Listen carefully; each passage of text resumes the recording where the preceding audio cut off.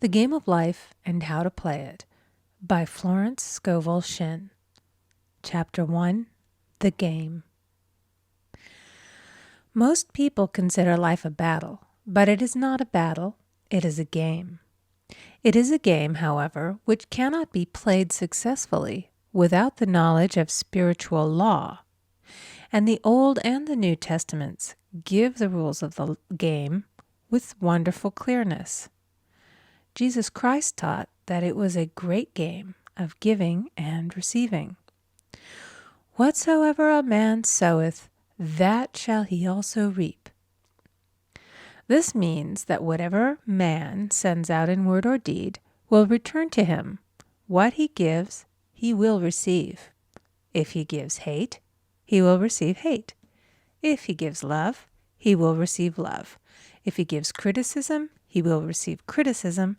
If he lies, he will be lied to. If he cheats, he will be cheated. We are taught also that the imaging faculty plays a leading part in the game of life. Keep thy heart, or imagination, with all diligence, for out of it are the issues of life. Proverbs 4:23. This means that what man images sooner or later externalizes in his affairs. I know of a man who feared a certain disease. It was a very rare disease and difficult to get, but he pictured it continually and read about it until it manifested in his body and he died, the victim of distorted imagination. So we see, to play successfully the game of life, we must train the imaging faculty. A person with an imaging faculty trained to image only good brings into his life every righteous desire of his heart. Health, wealth, love, friends, perfect self-expression, his highest ideals. The imagination has been called the scissors of the mind, and it is ever cutting, day by day, the pictures man sees there, and sooner or later he meets his own creations in his outer world. To train the imagination successfully, man must understand the workings of his mind. The Greeks said, "Know thyself." There are three departments of the mind: the subconscious, conscious, and superconscious. The subconscious is simply power without direction. It is like steam or electricity, and it does what it is directed to. It has no power of induction. Whatever man feels deeply or images clearly is impressed upon the subconscious mind and carried out in minutest detail. For example, a woman I know, when a child, always made believe she was a widow. She dressed up in black clothes and wore a long black veil, and people thought she was very clever and amusing. She grew up and married a man with whom she was deeply in love. In a short time he died, and she wore black and a sweeping veil for many years. The picture of herself as a widow was so impressed upon the subconscious mind, and in due time worked itself out regardless of the havoc created. The conscious mind has been called mortal or carnal mind. It is the human mind and sees life as it appears to be. It sees death, disaster, sickness, poverty, and limitation of every kind, and it impresses the subconscious. The superconscious mind is the God mind within each man and is the realm of perfect ideas. In it is the perfect pattern spoken of by Plato, the divine design, for there is a divine design for each person. There is a place that you are to fill and no one else can fill, something you are to do which no one else can do. There is a perfect picture of this in the superconscious mind. It usually flashes across the conscious as an unattainable ideal, something too good to be true. In reality, it is man's true destiny or destination flashed to him from the infinite intelligence which is within himself.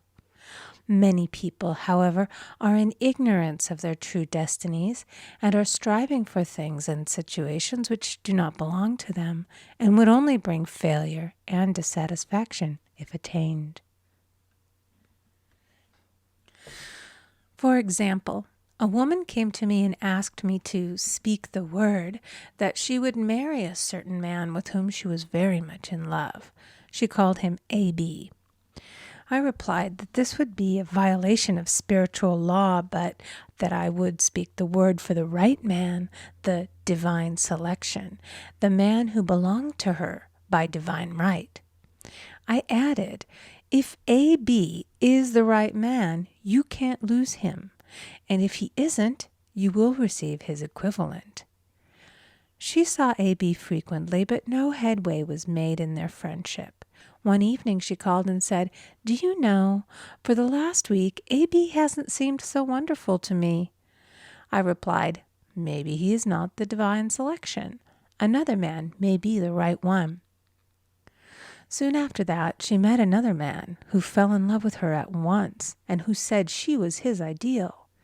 In fact, he said all the things that she had always wished A.B. would say to her. She remarked, it was quite uncanny. She soon returned to his love and lost all interest in A.B. This shows the law of substitution. A right idea was substituted for a wrong one. Therefore, there was no loss or sacrifice involved. Jesus Christ said, "Seek ye first the kingdom of God and his righteousness, and all these things shall be added unto you." And he said the kingdom was within man. The kingdom is the realm of right ideas, or the divine pattern. Jesus Christ taught that man's words played a leading part in the game of life. By your words ye are justified, and by your words ye are condemned. Many people have brought disaster into their lives through idle words. For example, a woman once asked me why her life was now one of poverty, of limitation. Formerly she had a home, was surrounded by beautiful things, and had plenty of money. We found she had often tired of the management of her home and had said repeatedly, "I'm sick and tired of things. I wish I lived in a trunk." And she added, "Today I am living in that trunk." She had spoken herself into a trunk. The subconscious mind has no sense of humor, and people often joke themselves into unhappy experiences. For example, a woman who had a great deal of money joked continually about getting ready for the poorhouse. In a few years, she was almost destitute, having impressed the subconscious mind with a picture of lack and limitation. Fortunately, the law works both ways, and a situation of lack may be changed to one of plenty. For example, a woman came to me one hot summer's day for a treatment for prosperity. She was worn out, dejected, and discouraged. She said she possessed just $8 in the world. I said, "Good. We'll bless the $8 and multiply them as Jesus Christ multiplied the loaves and the fishes." For he taught that every man had the power to bless and to multiply, to heal and to prosper. She said, "What shall I do next?" I replied, "Follow intuition. Have you a hunch to do anything or to go anywhere?" Intuition means intuition, or to be taught from within. It is man's unerring guide, and I will deal more fully with its laws in a following chapter. The woman replied, "I don't know. I seem to have a hunch to go home. I've just enough money for car fare." Her home was in a distant city and was one of lack and limitation, and the reasoning mind, or intellect, would have said, "Stay in New York and get work and make some money." I replied, "Then go home. Never violate a hunch." I spoke the following words for her. "Infinite Spirit, open the way for great abundance for She is an irresistible magnet for all that belongs to her by divine right." I told her to repeat it continually also. She left for home immediately, and calling on a woman one day, she linked up with an old friend of her family. Through this friend, she received thousands of dollars in a most miraculous way. She has said to me often, "Tell people about the woman who came to you with $8 and a hunch." There is always plenty on man's pathway, but it can only be brought into manifestation through desire, faith, or the spoken word. Jesus Christ brought out clearly that man must make the first move. Ask, and it shall be given to you. Seek, and ye shall find. Knock, and it shall be opened unto you. Matthew 7:7. In the scriptures we read, "Concerning the works of my hands, command ye me." Infinite intelligence, God, is ever ready to carry out man's smallest or greatest demands. Every desire, uttered or unexpressed, is a demand. We are often startled by having a wish suddenly fulfilled. For example, one Easter, having seen many beautiful rose trees in the florist's windows, I wished I would receive one, and for an instant saw it mentally being carried in the door. Easter came, and with it a beautiful rose tree. I thanked my friend the following day and told her it was just what I had wanted. She replied, "I didn't send you a rose tree. I sent you lilies." The man had mixed the order and sent me a rose tree simply because I had started the law in action and I had to have a rose tree. Nothing stands between man and his highest ideals and every desire of his heart but doubt and fear. When man can wish without worrying, every desire will be instantly fulfilled. I will explain more fully in a following chapter the scientific reason for this and how fear must be erased from the consciousness. It is man's only enemy. Fear of lack, fear of failure, fear of sickness, fear of loss, and a feeling of insecurity on some plane. Jesus Christ said, "Why are ye fearful, O ye of little faith?" Matthew 8:26. So we can see we must substitute faith for fear is only inverted faith. It is faith in evil instead of good. The object of the game of life is to see clearly one's good and to obliterate all mental pictures of evil. This must be done by impressing the subconscious mind with a realization of good. A very brilliant man who has attained great success told me he had suddenly erased all fear from his consciousness by reading a sign which hung in a room. He saw printed in large letters this statement: "Why worry? It will probably never happen." These words were stamped indelibly upon his subconscious mind, and he now has a firm conviction that only good can come into his life, and therefore only good can manifest. In the following chapter, I will deal with the different methods of impressing the subconscious mind. It is man's faithful servant, but one must be careful to give it the right orders. Man has ever a silent listener at his side, his subconscious mind. Every thought, every word is impressed upon it and carried out in amazing detail. It is like a singer making a record on the sensitive disc of the phonographic plate. Every note and tone of the singer's voice is registered. If he coughs or hesitates, it is registered also. So let us break all the old bad records in the subconscious mind, the records of our lives which we do not wish to keep, and make new and beautiful ones. Speak these words aloud with power and conviction. I now smash and demolish by my spoken word every untrue record in my subconscious mind.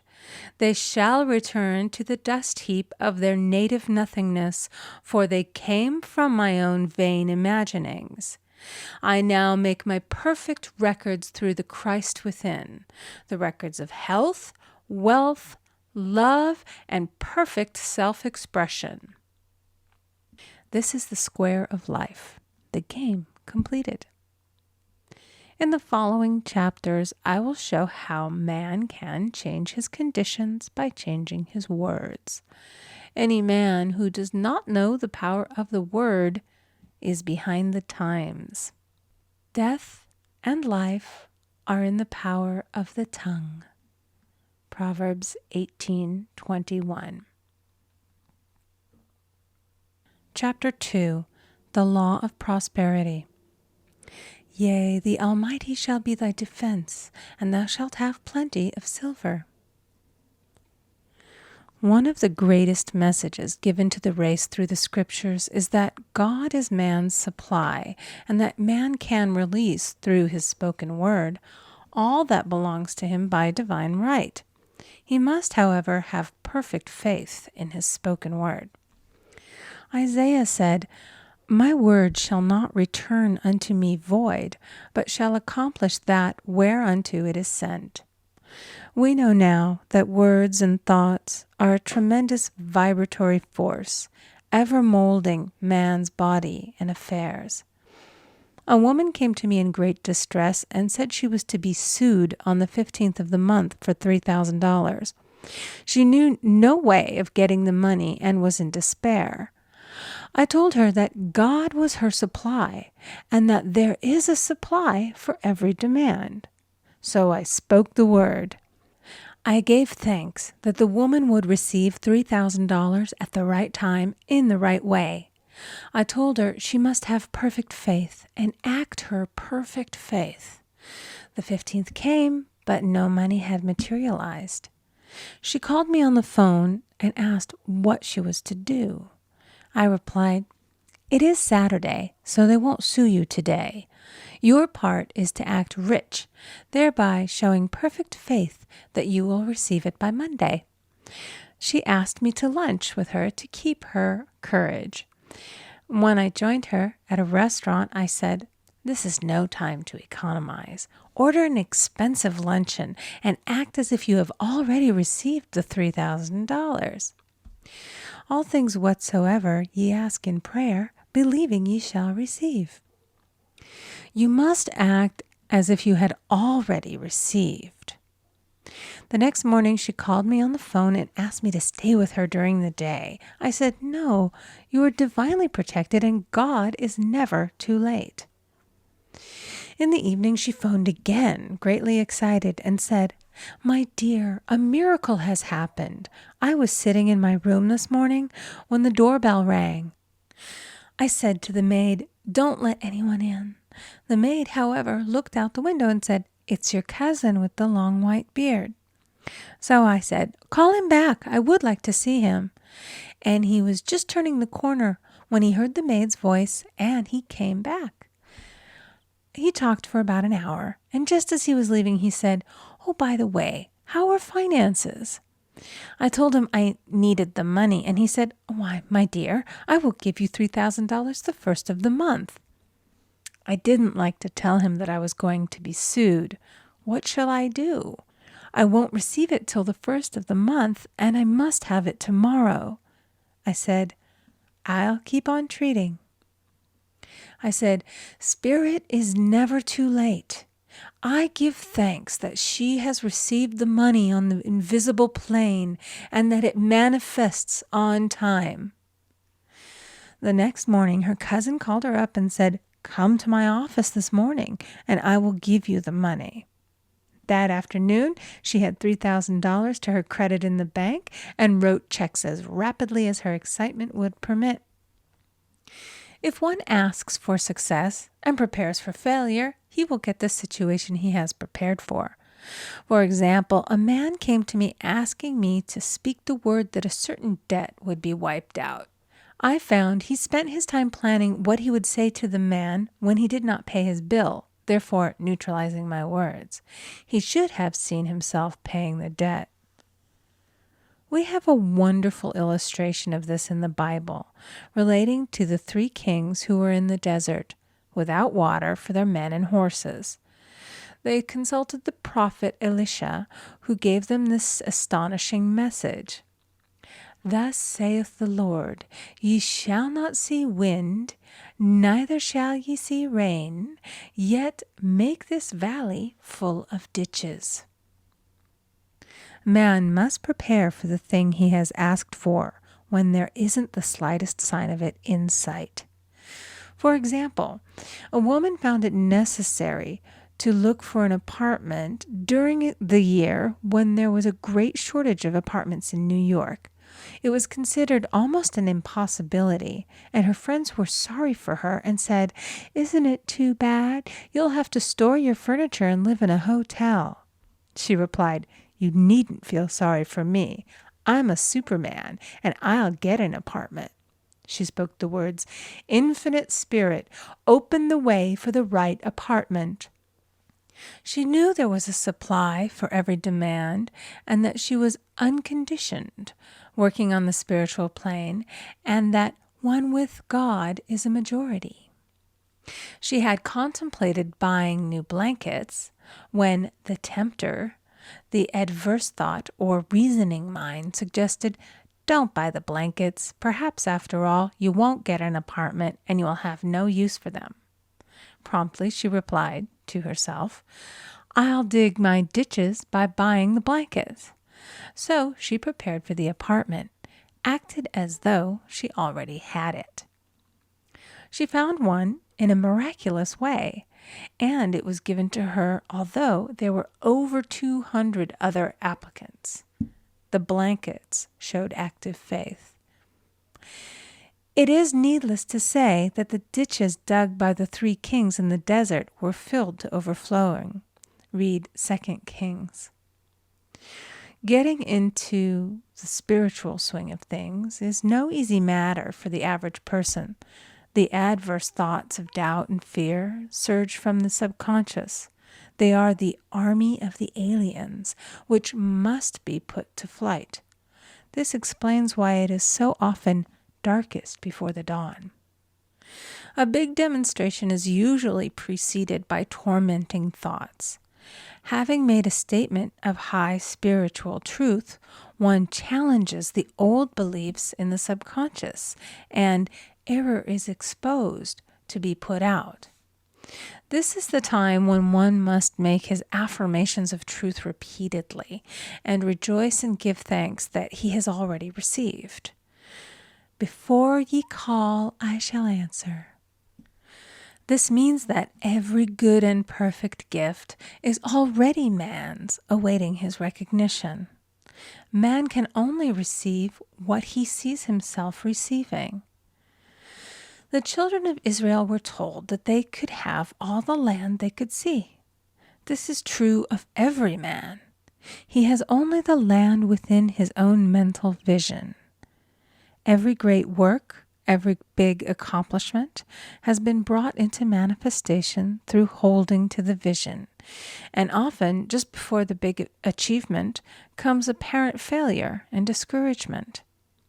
The children of Israel, when they reached the promised land, were afraid to go in, for they said it was filled with giants who made them feel like grasshoppers. And there we saw the giants, and we were in our own sight as grasshoppers. This is almost every man's experience. However, the one who knows spiritual law is undisturbed by appearance and rejoices while he is yet in captivity. That is, he holds to his vision and gives thanks that the end is accomplished. He has received. Jesus Christ gave a wonderful example of this. He said to his disciples, "Say not ye, there are yet 4 months, and then cometh the harvest? Behold, I say unto you, lift up your eyes, and look on the fields, for they are ripe already to harvest." His clear vision pierced the world of matter, and he saw clearly the 4th-dimensional world, things as they really are, perfect and complete in divine mind. So man must ever hold the vision of his journey's end and demand the manifestation of that which he has already received. It may be his perfect health, love, supply, self-expression, home, or friends. They are all finished and perfect ideas registered in divine mind, man's own superconscious mind, and must come through him, not to him. For example, a man came to me asking for treatments for success. It was his imperative that he raise, within a certain time, $50,000 for his business. The time limit was almost up when he came to see me in despair. No one wanted to invest in his enterprise, and the bank had flatly refused a loan. I replied, "I suppose you lost your temper while at the bank, therefore your power. You can control any situation if you first control yourself." "Go back to the bank," I added, "and I will treat." My treatment was, "You are identified in love with the spirit of everyone connected with the bank. Let the divine idea come out of this situation." He replied, "Woman, you are talking about an impossibility. Tomorrow is Saturday. The bank closes at 12, and my train won't get me there until 10, and the time limit is up tomorrow, and anyway, they won't do it. It's too late." I replied, "God doesn't need any time and is never too late. With him, all things are possible." I added, "I don't know anything about business, but I know all about God." He replied, "It all sounds fine when I sit here listening to you, but when I go out, it's terrible." He lived in a distant city, and I did not hear from him for a week. Then came a letter. It read, "You were right. I raised the money, and I will never again doubt the truth of all that you have told me." I saw him a few weeks later, and I said, "What happened? You evidently had plenty of time after all." He replied, "My train was late, and I got there just 15 minutes to 12. I walked into the bank quietly, and I said, 'I have come for the loan.' And they gave it to me without a question." It was the last 15 minutes of the time allotted to him, and Infinite Spirit was not too late. In this instance, the man could never have demonstrated alone. He needed someone to help him hold the vision. This is what one man can do for another. Jesus Christ knew the truth of this when he said, "If two of you shall agree on earth as touching anything that they shall ask, it shall be done for them of my Father which is in heaven." One gets too close to his own affairs and becomes doubtful and fearful. The friend or healer sees clearly the success, health, or prosperity and never wavers because he is not close to the situation. It is much easier to demonstrate for someone else than for oneself, so a person should not hesitate to ask for help if he feels himself wavering. A keen observer of life once said, "No man can fail if some one person sees him successful."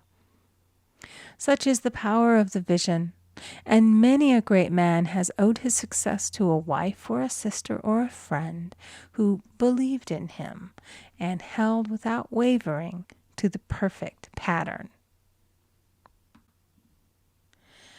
Chapter 3, The Power of the Word. "By thy words thou shalt be justified, and by thy words thou shalt be condemned." A person knowing the power of the word becomes very careful of his conversation. He has only to watch the reaction of his words to know that they do not return void. Through his spoken word, man is continually making laws for himself.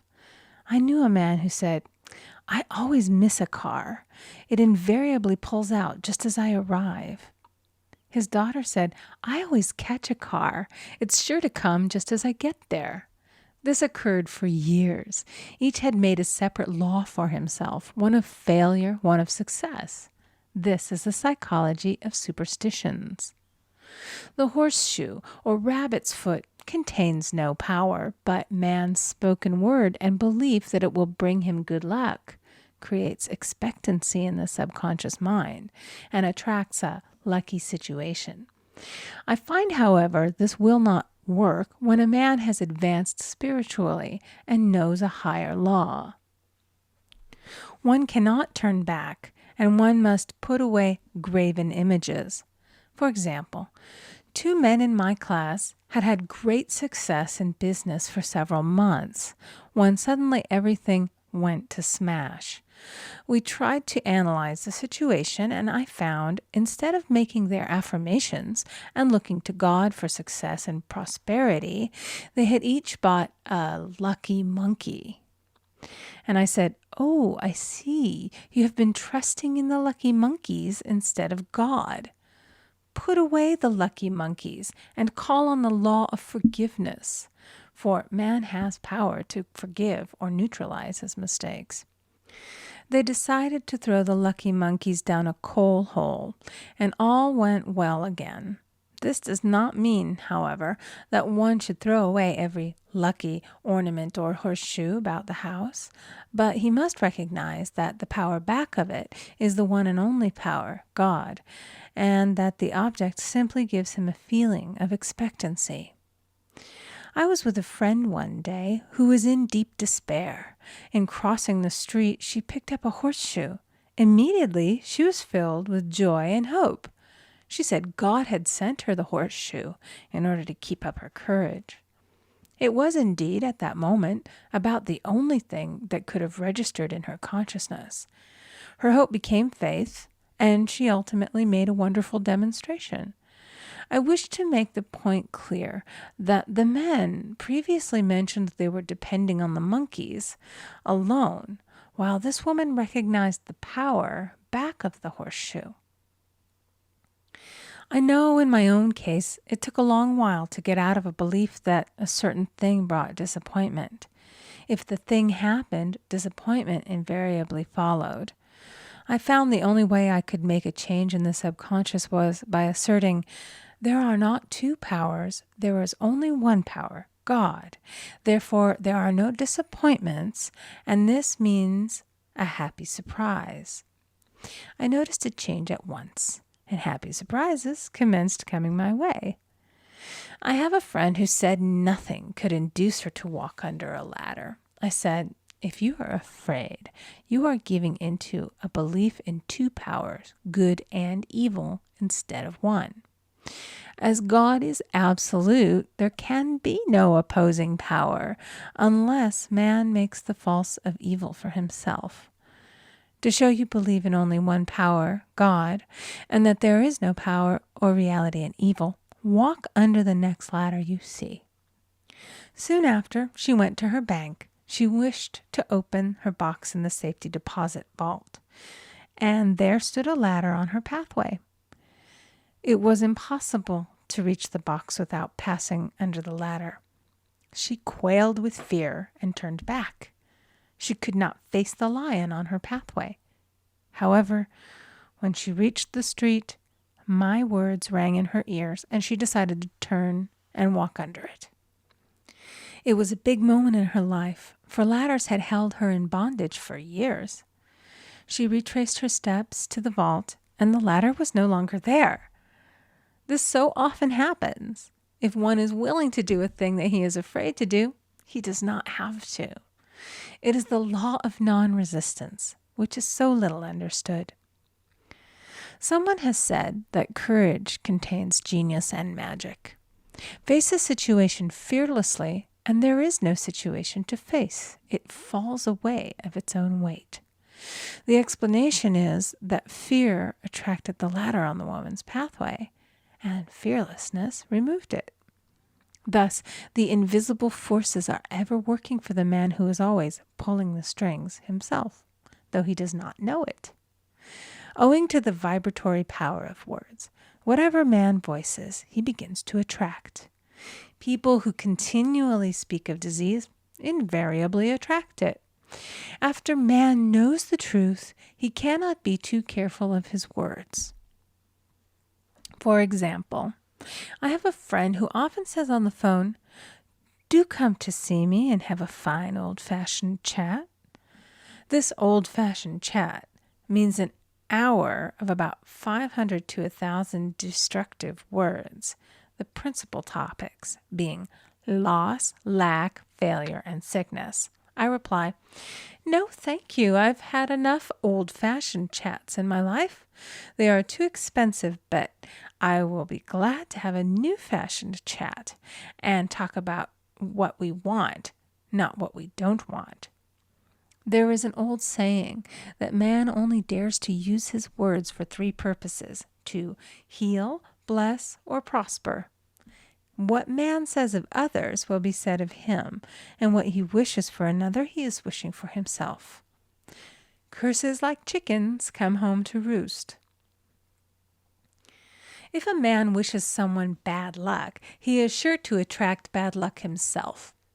If he wishes to aid someone to success, he is wishing and aiding himself to success. The body may be renewed and transformed through the spoken word and clear vision, and disease be completely wiped out of the consciousness. The metaphysician knows that all disease has a mental correspondence, and in order to heal the body, one must first heal the soul. The soul is the subconscious mind, and it must be saved from wrong thinking. In the 23rd Psalm we read, "He restoreth my soul."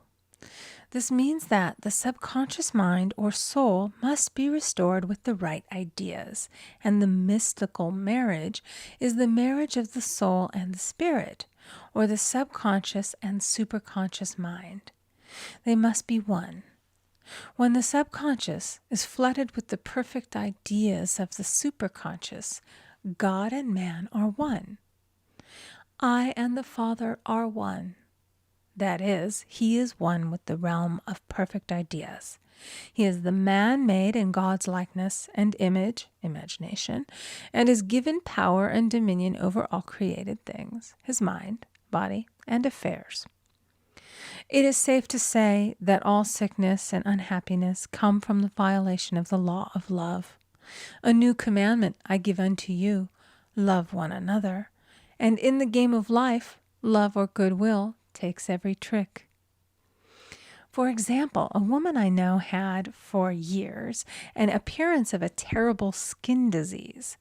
The doctors told her it was incurable and she was in despair. She was on the stage and she feared she would soon have to give up her profession, and she had no other means of support.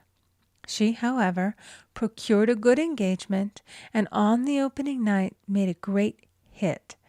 She received flattering notices from the critics and was joyful and elated. The next day she received a notice of dismissal. A man in the cast had been jealous of her success and had caused her to be sent away.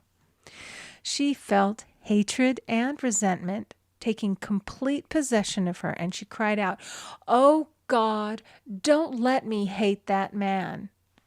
That night she worked for hours in the silence. She said, "I soon came into a very deep silence. I seemed to be at peace with myself, with the man, and with the whole world. I continued this for 2 following nights, and on the 3rd day, I found I was healed completely of the skin disease." In asking for love or goodwill, she had fulfilled the law, for love is the fulfilling of the law, and the disease, which came from the subconscious resentment, was wiped out.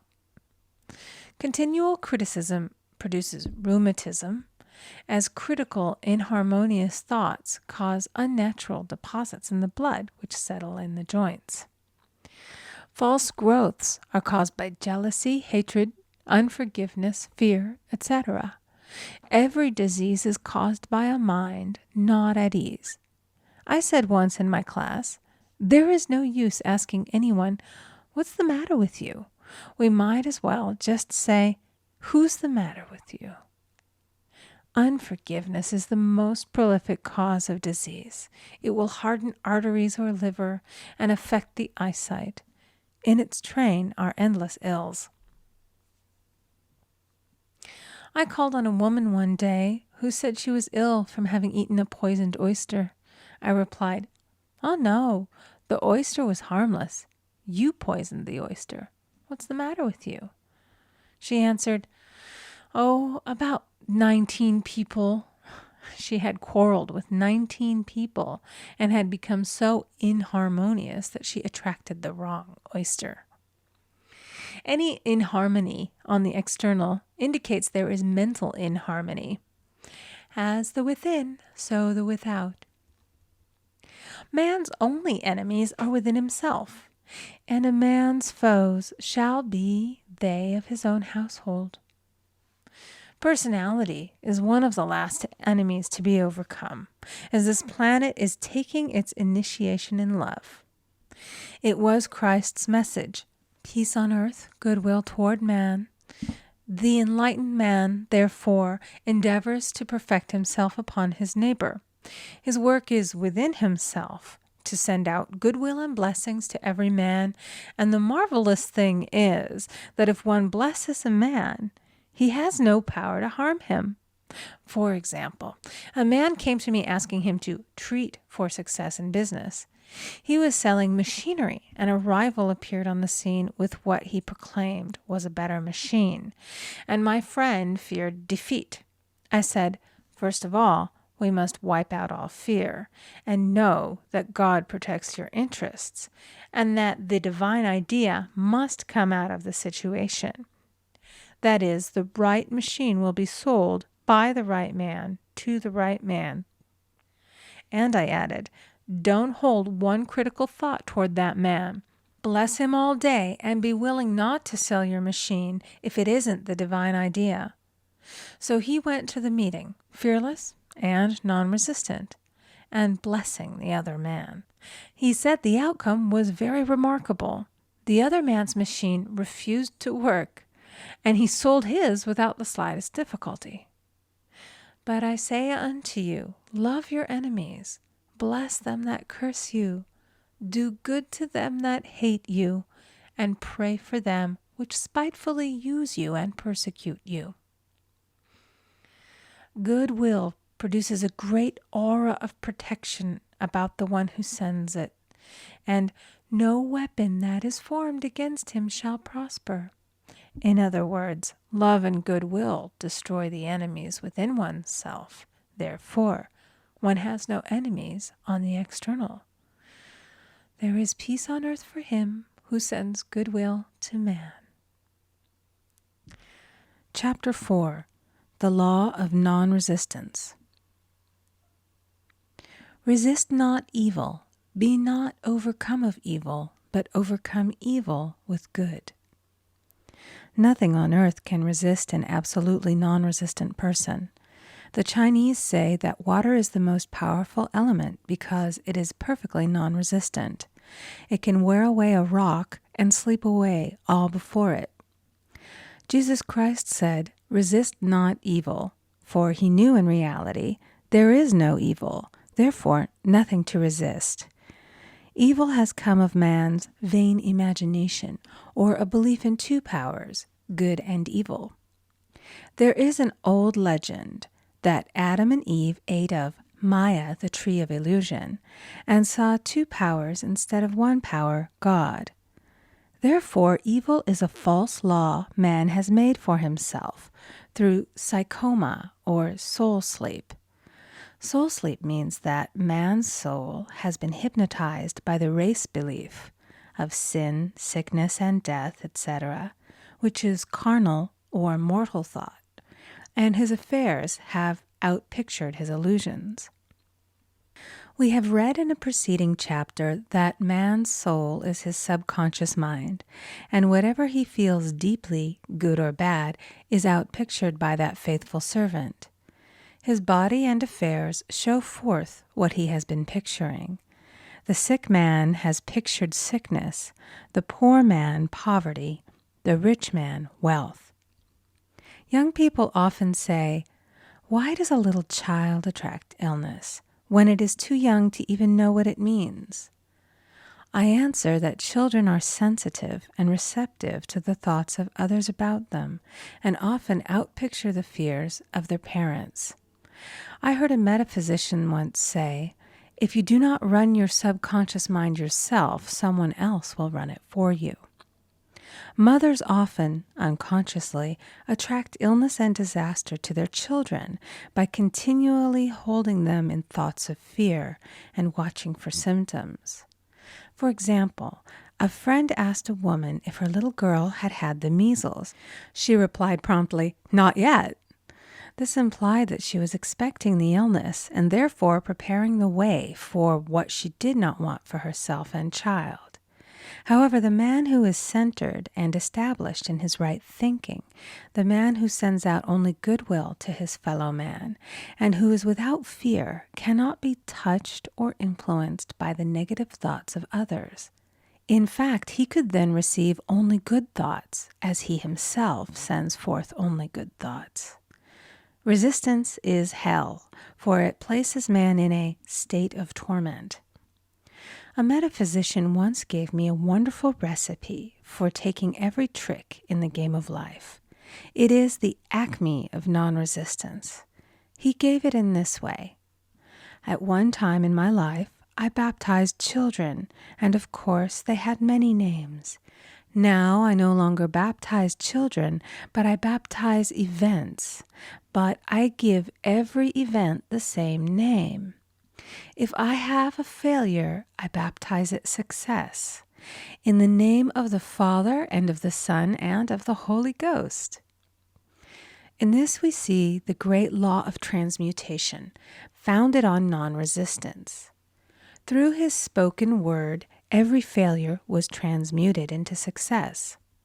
For example, a woman who required money, who knew the spiritual law of opulence, was thrown continually in a business way with a man who made her feel very poor. He talked lack and limitation, and she commenced to catch his poverty thoughts. So she disliked him and blamed him for her failure. She knew in order to demonstrate her supply, she must first feel that she had received. A feeling of opulence must precede its manifestation. It dawned upon her one day that she was resisting the situation and seeing two powers instead of one. So she blessed the man and baptized the situation. Success, she affirmed. As there is only one power, God, this man is here for my good and my prosperity, just what he did not seem to be there for. Soon after that, she met, through this man, a woman who gave her, for a service rendered, several $1,000s, and the man moved to a distant city and faded harmoniously from her life. Make the statement, "Every man is a golden link in the chain of my good, for all men are God in manifestation, awaiting the opportunity given by man himself to serve the divine plan of his life. Bless your enemy, and you rob him of his ammunition. His arrows will be transmuted into blessings." This law is true of nations as well as individuals. Bless a nation, send love and goodwill to every inhabitant, and it is robbed of its power to harm. Man can only get the right idea of non-resistance through spiritual understanding. My students have often said, "I don't want to be a doormat." I reply, when you use non-resistance with wisdom, no one will ever be able to walk over you. Another example. One day I was impatiently awaiting an important telephone call. I resisted every call that came in and made no outgoing calls myself, reasoning that it might interfere with the one I was awaiting. Instead of saying, "Divine ideas never conflict, the call will come at the right time," leaving it to infinite intelligence to arrange, I commenced to manage things myself. I made the battle mine, not God's, and remained tense and anxious. The bell did not ring for about an hour, and I glanced at the phone and found the receiver had been off that length of time, and the phone was disconnected. My anxiety, fear, and belief in interference had brought on a total eclipse of the telephone. Realizing what I had done, I commenced blessing the situation at once. I baptized it success and affirmed, I cannot lose any call that belongs to me by divine right. I am under grace and not under law. A friend rushed out to the nearest telephone to notify the company to reconnect. She entered a crowded grocery, but the proprietor left his customers and attended to the call himself. My phone was connected at once, and 2 minutes later, I received a very important call, and about an hour afterward, the one I had been awaiting. One's ships come in over a calm sea. So long as man resists a situation, he will have it with him. If he runs away from it, it will run after him. For example, I repeated this to a woman one day, and she replied, "How true that is. I was unhappy at home. I disliked my mother, who was critical and domineering. So I ran away and was married. But I married my mother, for my husband was exactly like my mother, and I had the same situation to face again." Agree with thine adversary quickly. That means agree that the adverse situation is good. Be undisturbed by it, and it falls away of its own weight. None of these things move me is a wonderful affirmation. The inharmonious situation comes from some inharmony within man himself. When there is in him no emotional response to an inharmonious situation, it fades away forever from his pathway. So we see man's work is ever with himself. People have said to me, "Give treatments to change my husband or my brother." I reply, "No, I will give treatments to change you. When you change, your husband and your brother will change." One of my students was in the habit of lying. I told her it was a failure method, and if she lied, she would be lied to. She replied, "I don't care. I can't possibly get along without lying." One day she was speaking on the phone to a man with whom she was very much in love. She turned to me and said, "I don't trust him. I know he's lying to me." I replied, "Well, you lie yourself, so someone has to lie to you, and you will be sure it will be just the person you want the truth of." Sometime after that I saw her, and she said, "I'm cured of lying." I questioned, "What cured you?" She replied, "I've been living with a woman who lied worse than I did." One is often cured of his faults by seeing them in others. Life is a mirror, and we find only ourselves reflected in our associates. Living in the past is a failure method and a violation of spiritual law. Jesus Christ said, "Behold, now is the accepted time. Now is the day of salvation." Lot's wife looked back and was turned into a pillar of salt. The robbers of time are the past and the future. Man should bless the past and forget it, if it keeps him in bondage, and bless the future, knowing it has in store for him endless joys. But live fully in the now. For example, a woman came to me complaining that she had no money with which to buy Christmas gifts. She said, "Last year was so different. I had plenty of money and gave lovely presents, and this year I scarcely have a cent." I replied, "You will never demonstrate money while you are pathetic and live in the past. Live fully in the now and get ready to give Christmas presents. Dig your ditches and the money will come." She exclaimed, "I know what to do. I'll buy some tinsel, twine, Christmas seals, and wrapping paper." I replied, "Do that, and the presents will come and stick themselves to the Christmas seals." This, too, was showing financial fearlessness and faith in God, as the reasoning mind said, "Keep every cent you have, as you are not sure you will get any more." She bought her seals, paper, and twine, and a few days before Christmas received a gift of several $100s. Buying the seals and twine had impressed the subconscious with expectancy and opened the way for the manifestation of the money. She purchased all the presents in plenty of time. Man must live suspended in the moment. Look well, therefore, to this day, such is the salutation of the dawn. He must be spiritually alert, ever waiting his leads, taking advantage of every opportunity. One day I said continually, silently, "Infinite Spirit, don't let me miss a trick." And something very important was told to me that evening. It is most necessary to begin the day with the right words. Make an affirmation immediately upon waking. For example, "Thy will be done this day. Today is a day of completion. I give thanks for this perfect day. Miracle shall follow miracle, and wonders shall never cease." Make this a habit, and one will see wonders and miracles come into his life. One morning I picked up a book and read, "Look with wonder at that which is before you." It seemed to be my message for the day, so I repeated it again and again. Look with wonder at that which is before you. At about noon, a large sum of money was given to me, which I had been desiring for a certain purpose. In the following chapter, I will give affirmations that I have found most effective.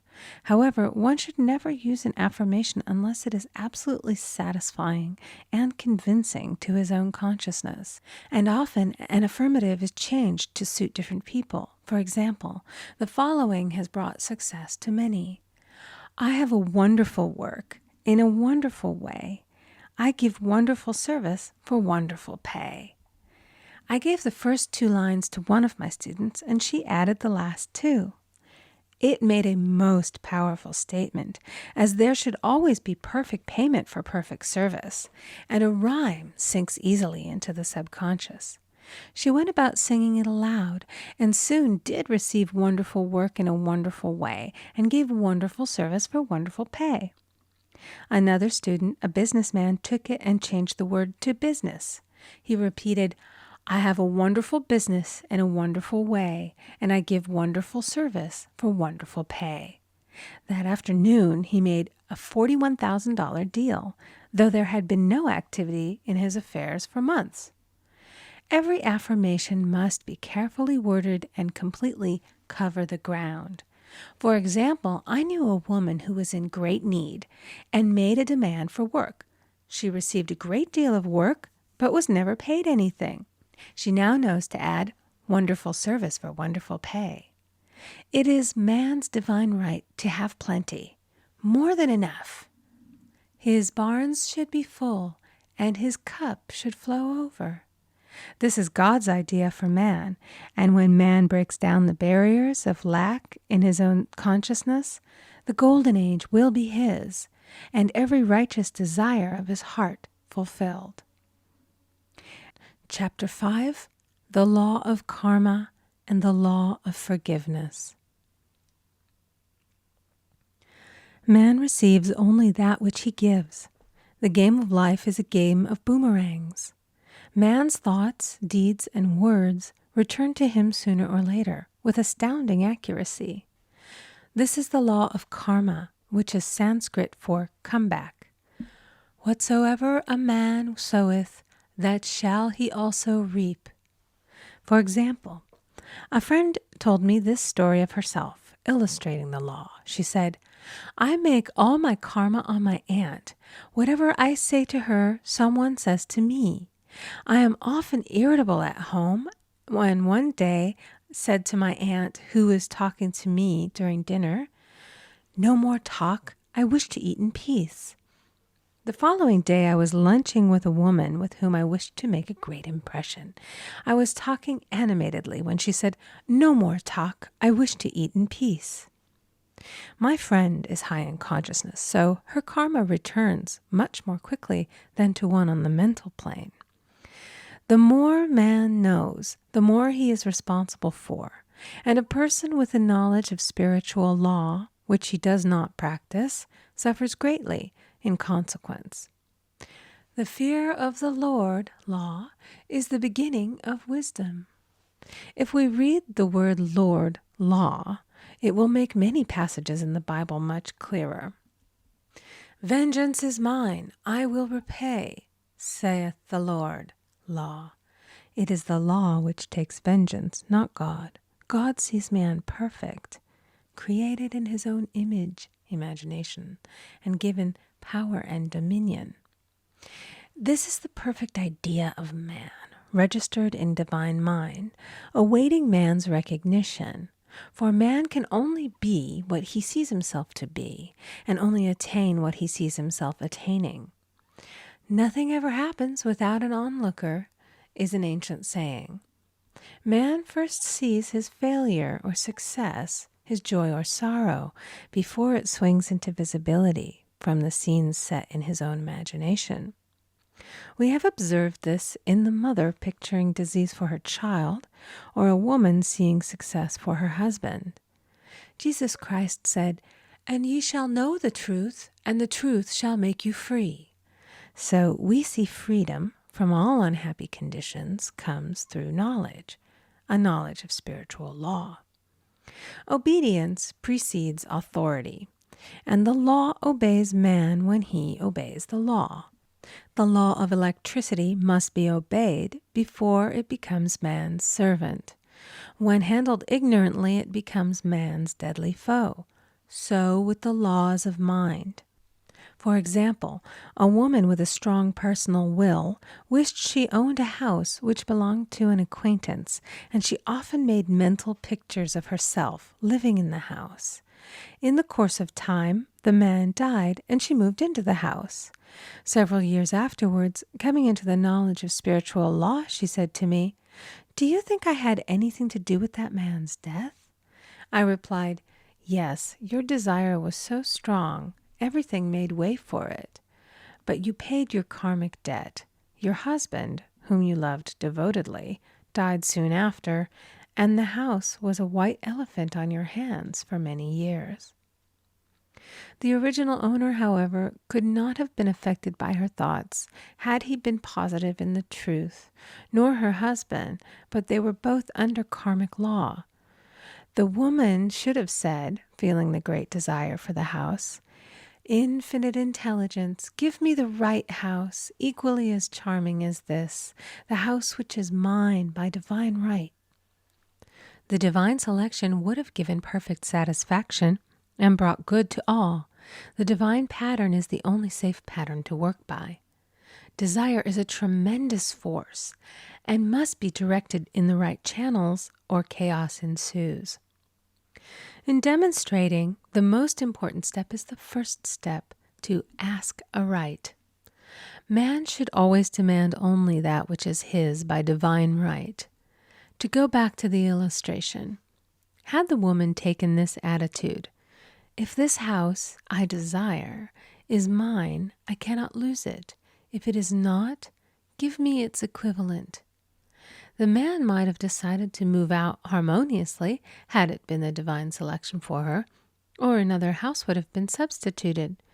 Anything forced into manifestation through personal will is always ill-got and has ever bad success. Man is admonished, "My will be done, not thine." And the curious thing is, man always gets just what he desires when he does relinquish all personal will, thereby enabling infinite intelligence to work through him. "Stand ye still and see the salvation of the Lord." Law. For example, a woman came to me in great distress.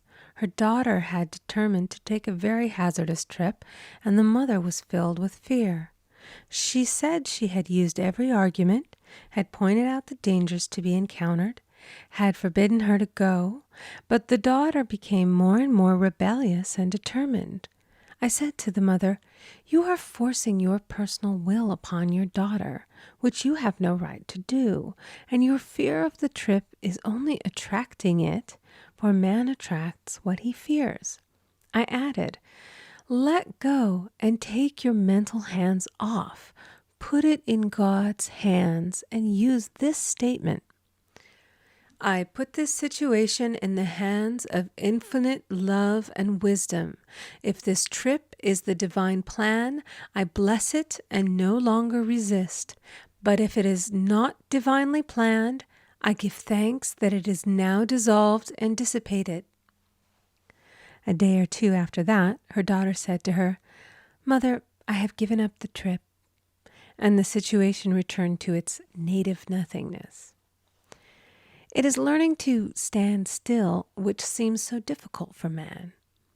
I will deal more fully with this law in the chapter on non-resistance.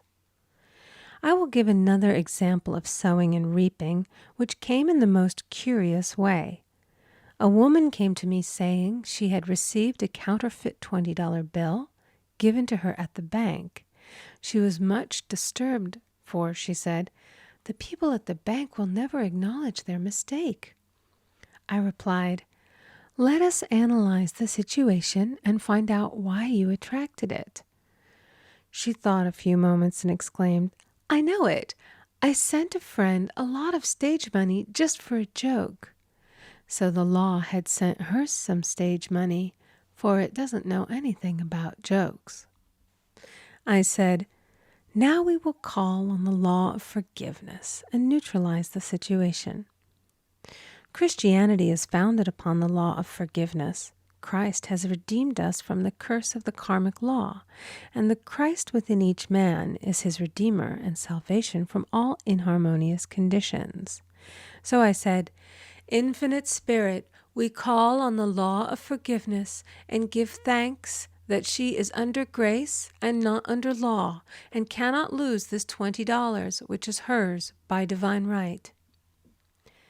Now, I said, go back to the bank and tell them, fearlessly, that it was given you there by mistake. She obeyed, and to her surprise, they apologized and gave her another bill, treating her most courteously. So knowledge of the law gives man power to rub out his mistakes. Man cannot force the external to be what he is not. If he desires riches, he must be rich first in consciousness. For example, a woman came to me asking treatment for prosperity. She did not take much interest in her household affairs, and her home was in great disorder. I said to her, "If you wish to be rich, you must be orderly. All men with great wealth are orderly, and order is heaven's first law." I added, "You will never become rich with a burnt match in the pincushion." She had a good sense of humor and commenced immediately putting her house in order. She rearranged furniture, straightened out her bureau drawers, cleaned rugs, and soon made a big financial demonstration, a gift from a relative. The woman herself became made over and keeps herself keyed up financially by being ever watchful of the external and expecting prosperity, knowing God is her supply. Many people are in ignorance of the fact that gifts and things are investments, and that hoarding and saving invariably lead to loss. There is that scattereth, and yet increaseth. There is that withholdeth more than is meet, but it tendeth to poverty. For example, I knew a man who wanted to buy a fur-lined overcoat. He and his wife went to various shops, but there was none he wanted. He said they were all too cheap-looking. At last he was shown one the salesman said was valued at $1,000, but which the manager would sell him for $500, as it was late in the season. His financial possessions amounted to about $700. The reasoning mind would have said, "You can't afford to spend nearly all you have on a coat." But he was very intuitive and never reasoned. He turned to his wife and said, "If I get this coat, I'll make a ton of money." So his wife consented, weakly. About a month later, he received a $10,000 commission. The coat made him feel so rich, it linked him with success and prosperity. Without the coat, he would not have received the commission. It was an investment paying large dividends. If man ignores these leadings to spend or to give, the same amount of money will go in an uninteresting or unhappy way. For example, a woman told me on Thanksgiving Day she informed her family that they could not afford a Thanksgiving dinner. She had the money, but decided to save it. A few days later, someone entered her room and took from the bureau drawer the exact amount the dinner would have cost. The law always stands back of the man who spends fearlessly with wisdom. For example, one of my students was shopping with her little nephew. The child clamored for a toy, which she told him she could not afford to buy. She realized suddenly that she was seeking lack and not recognizing God as her supply. So she bought the toy and on her way home picked up in the street the exact amount of money she had paid for it. Man's supply is inexhaustible and unfailing when fully trusted, but faith or trust must precede the demonstration. According to your faith, be it unto you. Faith is the substance of things hoped for and the evidence of things not seen. For faith holds the vision steady, and the adverse pictures are dissolved and dissipated, and in due season we shall reap, if we faint not. Jesus Christ brought the good news, the gospel, that there was a higher law than the law of karma, and that law transcends the law of karma. It is the law of grace or forgiveness. It is the law which frees man from the law of cause and effect, the law of consequence. Under grace, not under law. We are told that on this plane, man reaps where he has not sown. The gifts of God are simply poured out upon him. All that the kingdom affords is his. This continued state of bliss awaits the man who has overcome the race or world thought. In the world thought there is tribulation, but as Jesus Christ said, "Be of good cheer, I have overcome the world." The world thought is that of sin, sickness, and death. He saw their absolute unreality and said, "Sickness and sorrow shall pass away, and death itself, the last enemy, be overcome." We now know, from a scientific standpoint, that death could be overcome by stamping the subconscious mind with the conviction of eternal youth and eternal life. The subconscious, being simply power without direction, carries out orders without questioning. Working under the direction of the superconscious, the Christ or God within man, the resurrection of the body would be accomplished. Man would no longer throw off his body in death. It would be transformed into the body electric, sung by Walt Whitman, for Christianity is founded upon the forgiveness of sins and an empty tomb. Chapter 6. Casting the Burden, Impressing the Subconscious. When man knows his own powers and the workings of his mind, his great desire is to find an easy and quick way to impress the subconscious with good, for simply an intellectual knowledge of the truth will not bring results. In my own case, I found the easiest way is in casting the burden. A metaphysician once explained it in this manner. He said, "The only thing which gives anything weight in nature is the law of gravitation, and if a boulder could be taken high above the planet, there would be no weight in that boulder." And that is what Jesus Christ meant when he said, "My yoke is easy and my burden is light." He had overcome the world vibration and functioned in the fourth dimensional realm, where there is only perfection, completion, life, and joy. He said, "Come to me, all ye that labor and are heavy laden, and I will give you rest. Take my yoke upon you, for my yoke is easy and my burden is light." We are also told in the 55th Psalm to cast thy burden upon the Lord. Many passages in the Bible state that the battle is God's, not man's, and that man is always to stand still and see the salvation of the Lord. This indicates that the superconscious mind, or Christ within, is the department which fights man's battle and relieves him of his burdens. We see, therefore, that man violates law if he carries a burden, and a burden is an adverse thought or condition, and this thought or condition has its root in the subconscious. It seems almost impossible to make any headway directing the subconscious from the conscious or reasoning mind, as the reasoning mind, the intellect, is limited in its conceptions and filled with doubts and fears. How scientific is it, then, to cast the burden upon the superconscious mind, or Christ within, where it is made light or dissolved into its native nothingness? For example, a woman in urgent need of money may light upon the Christ within, the superconscious, with the statement, "I cast this burden of lack on the Christ within, and I go free to have plenty."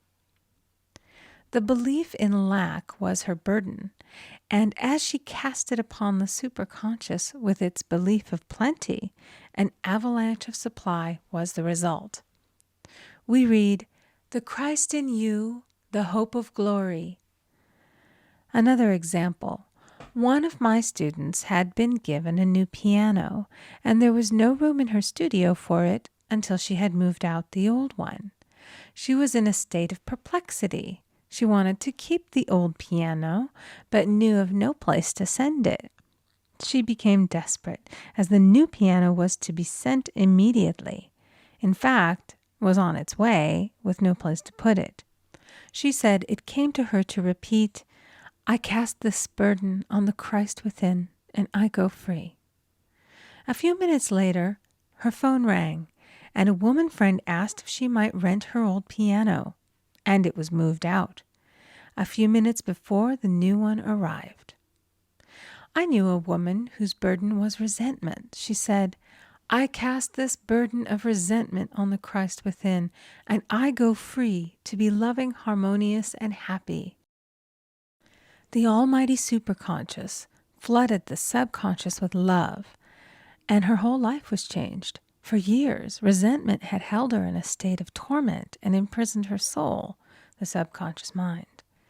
The statement should be made over and over and over, sometimes for hours at a time, silently or audibly, with quietness but determination. I have often compared it to winding up a Victrola. We must wind ourselves up with spoken words. I have noticed in casting the burden, after a little while, one seems to see clearly. It is impossible to have clear vision while in the throes of carnal mind. Doubts and fear poison the mind and body, and imagination runs riot, attracting disaster and disease. In steadily repeating the affirmation, "I cast this burden on the Christ within and go free," the vision clears, and with it a feeling of relief, and sooner or later comes the manifestation of good, be it health, happiness, or supply. One of my students once asked me to explain the darkness before the dawn. I referred in a preceding chapter to the fact that often, before the big demonstration, everything seems to go wrong, and deep depression clouds the consciousness. It means that out of the subconscious are rising the doubts and fears of the ages. These old derelicts of the subconscious rise to the surface to be put out. It is then that man should clap his cymbals, like Jehoshaphat, and give thanks that he is saved, even though he seems surrounded by the enemy, the situation of lack or disease. The student continued, "How long must one remain in the dark?" And I replied, "Until one can see in the dark." And casting the burden enables one to see in the dark. In order to impress the subconscious, active faith is always essential. Faith without works is dead. In these chapters, I have endeavored to bring out this point. Jesus Christ showed active faith when he commanded the multitude to sit down on the ground before he gave thanks for the loaves and the fishes. I will give another example showing how necessary this step is. In fact, active faith is the bridge over which man passes to his promised land. Through misunderstanding, a woman had been separated from her husband, whom she loved deeply. He refused all offers of reconciliation and would not communicate with her in any way. Coming into the knowledge of spiritual law, she denied the appearance of separation. She made this statement: "There is no separation in divine mind. Therefore, I cannot be separated from the love and companionship which are mine by divine right." She showed active faith by arranging a place for him at the table every day, thereby impressing the subconscious with a picture of his return. Over a year passed, but she never wavered, and one day he walked in. The subconscious is often impressed through music. Music has a fourth dimensional quality and releases the soul from imprisonment. It makes wonderful things seem possible and easy of accomplishment. I have a friend who uses her Victrola daily for this purpose. It puts her in perfect harmony and releases the imagination.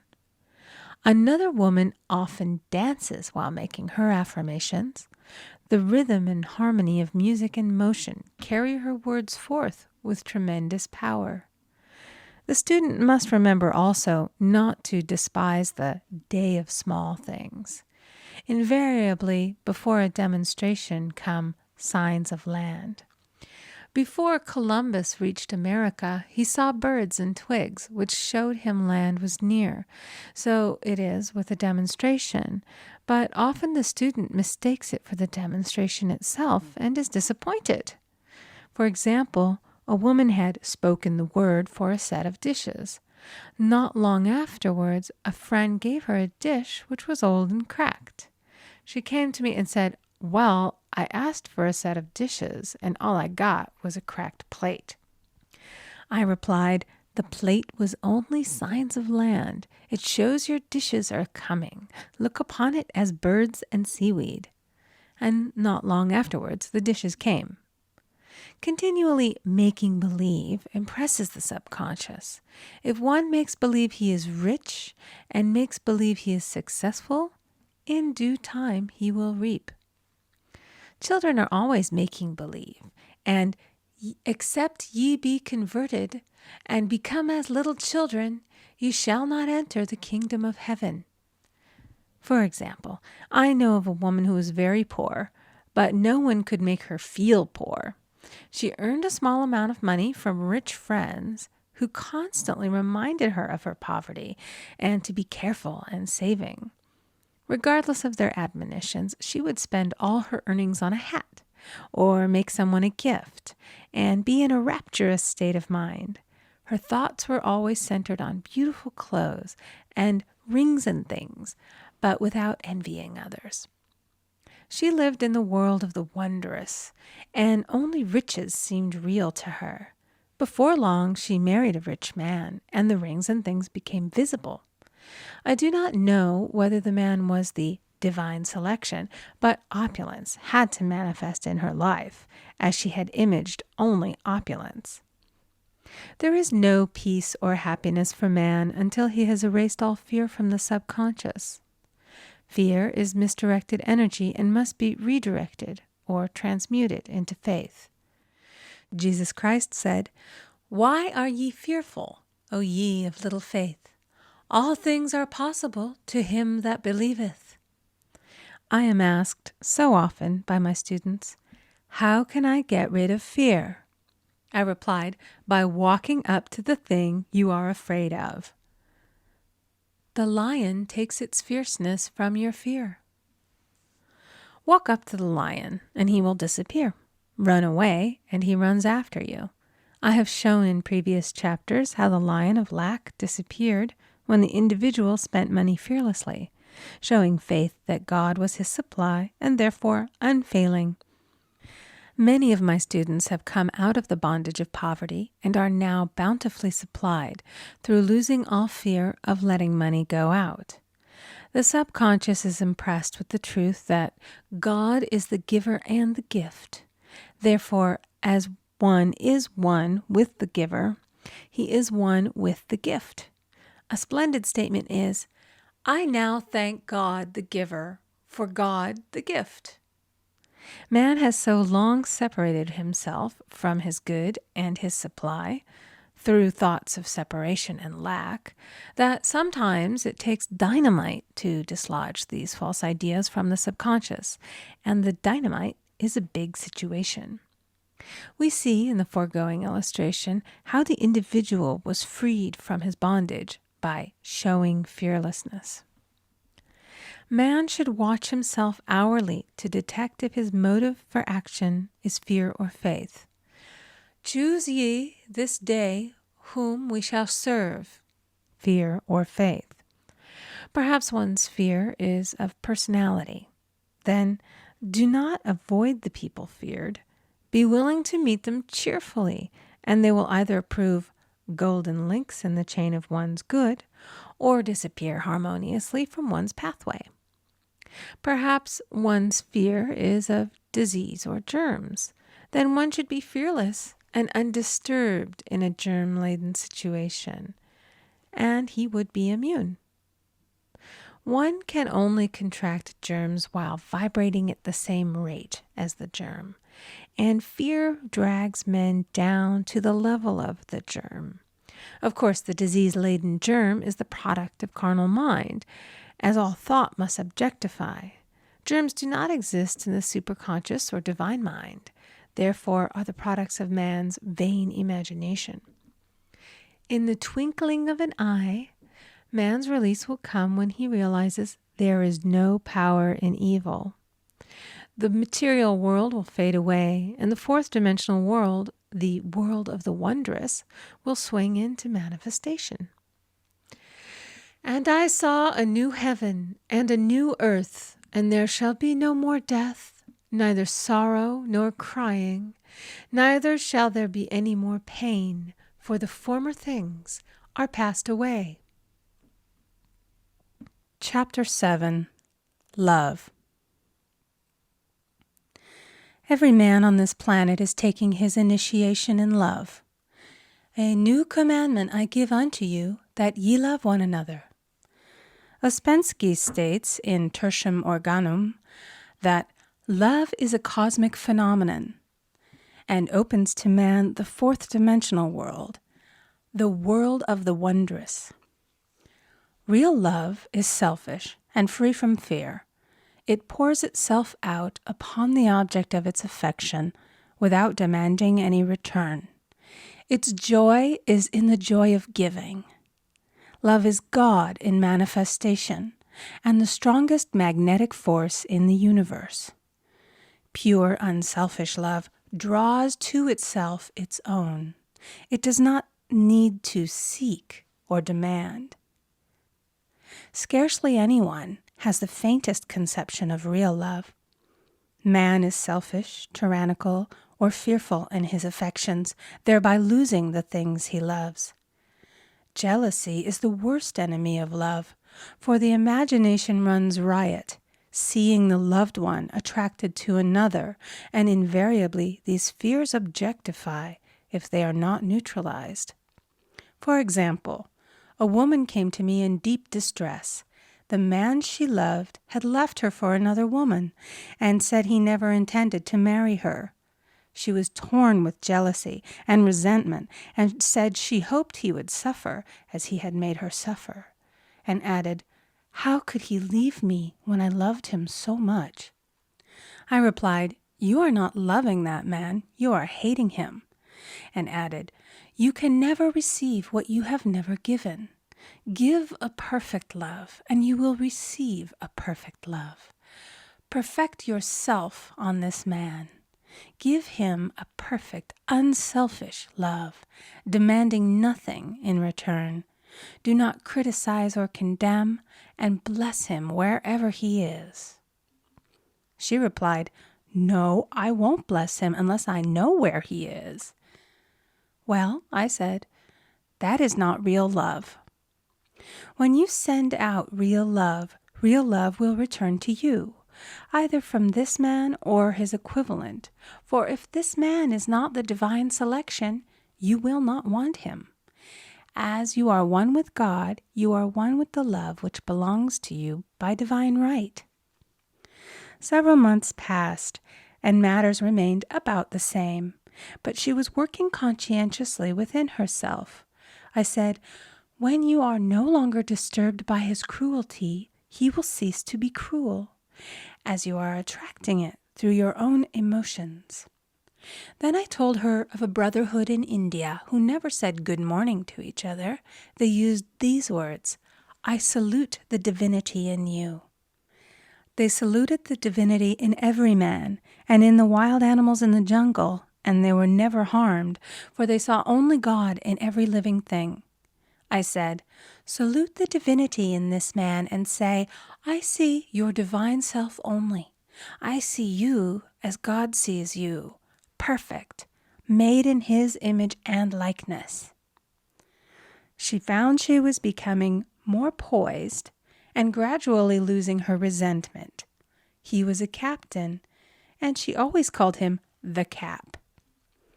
One day she said suddenly, "God bless the Cap, wherever he is."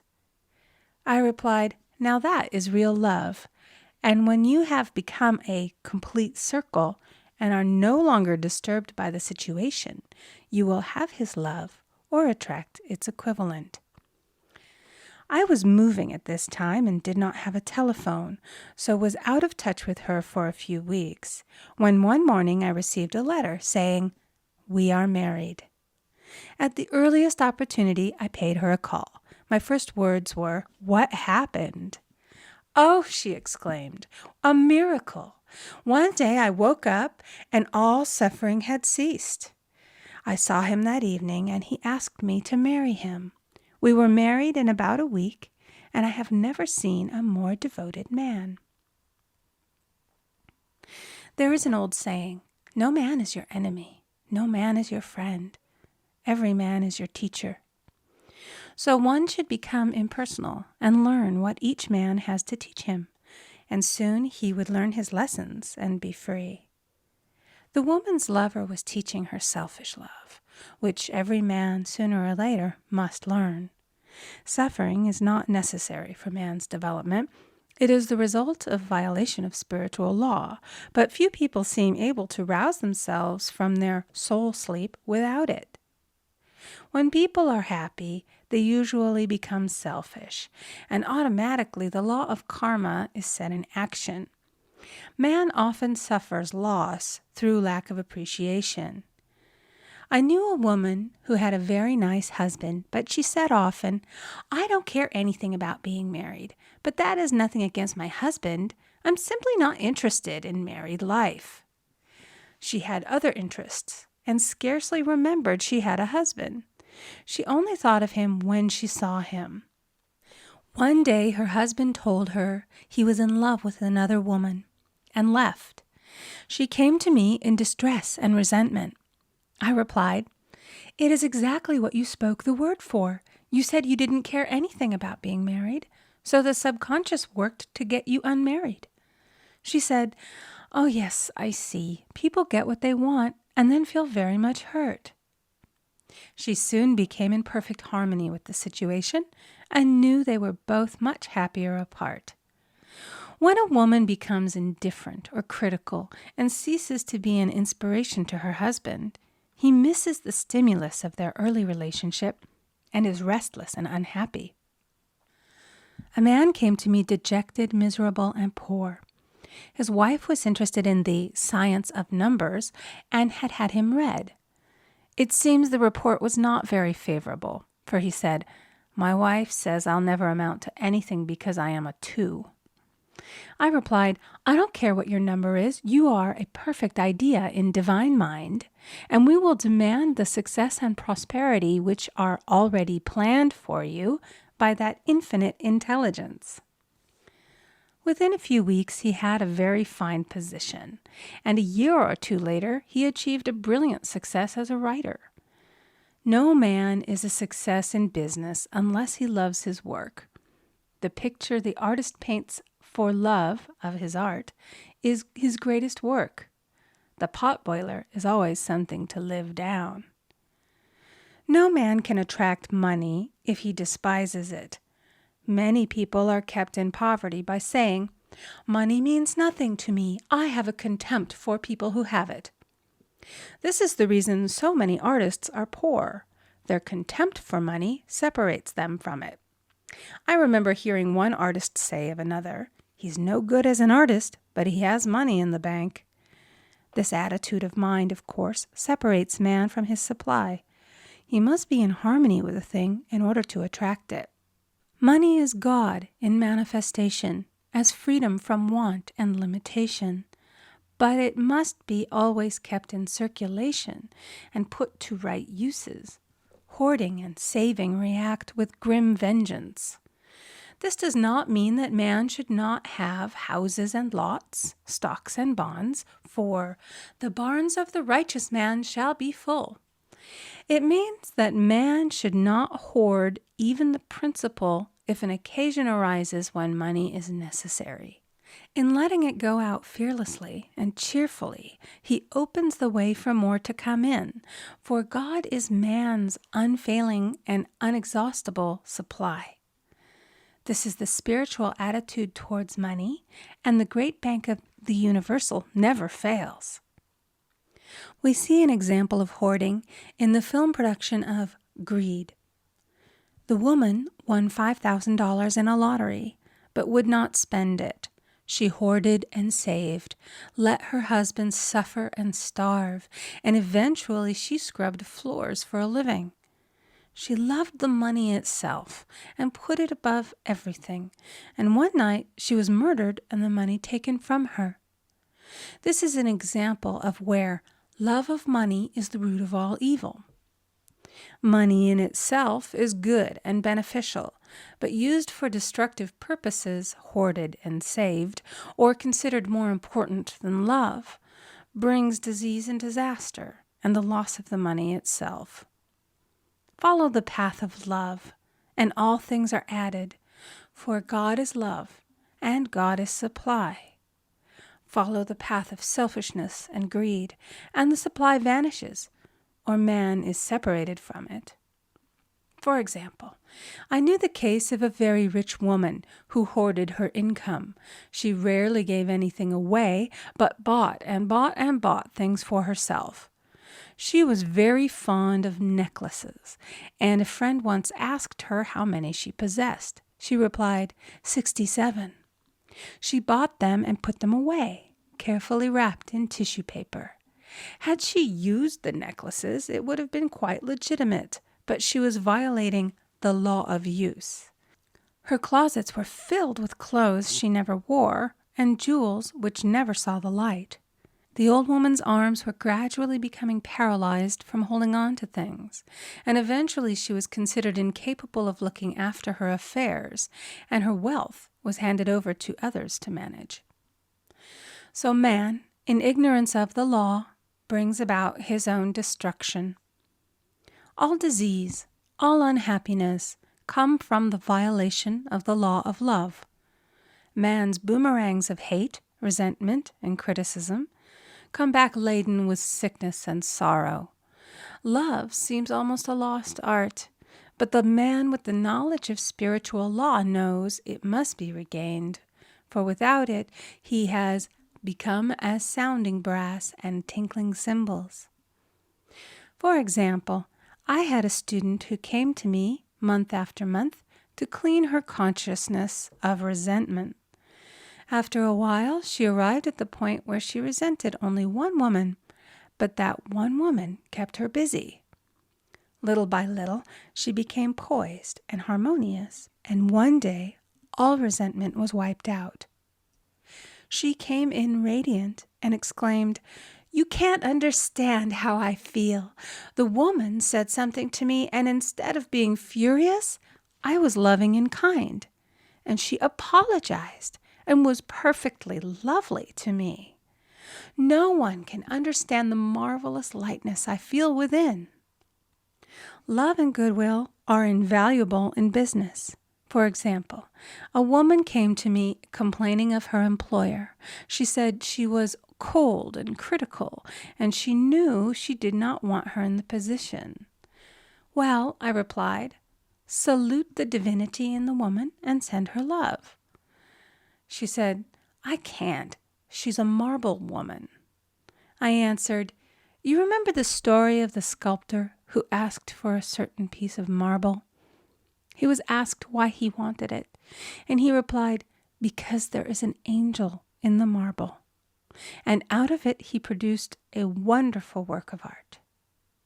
She said, very well, I'll try it.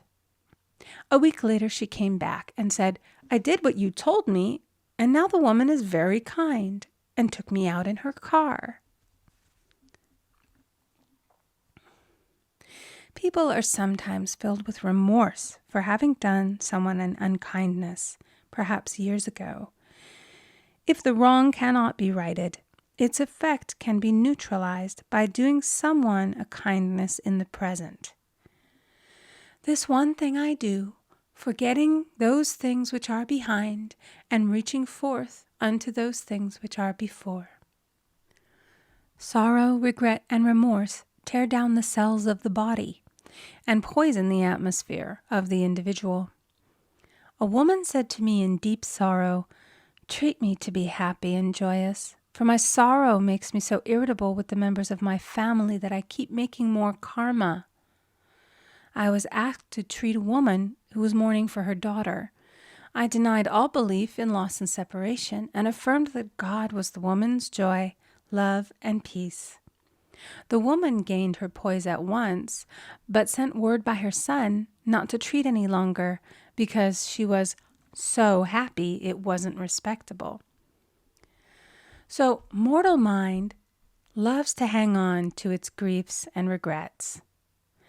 I knew a woman who went about bragging of her troubles, so of course she always had something to brag about. The old idea was, if a woman did not worry about her children, she was not a good mother. Now we know that mother fear is responsible for many of the diseases and accidents which come into the lives of children. For fear pictures vividly the disease or situation feared, and these pictures objectify if not neutralized. Happy is the mother who can say sincerely that she puts her child in God's hands and therefore knows that he is divinely protected.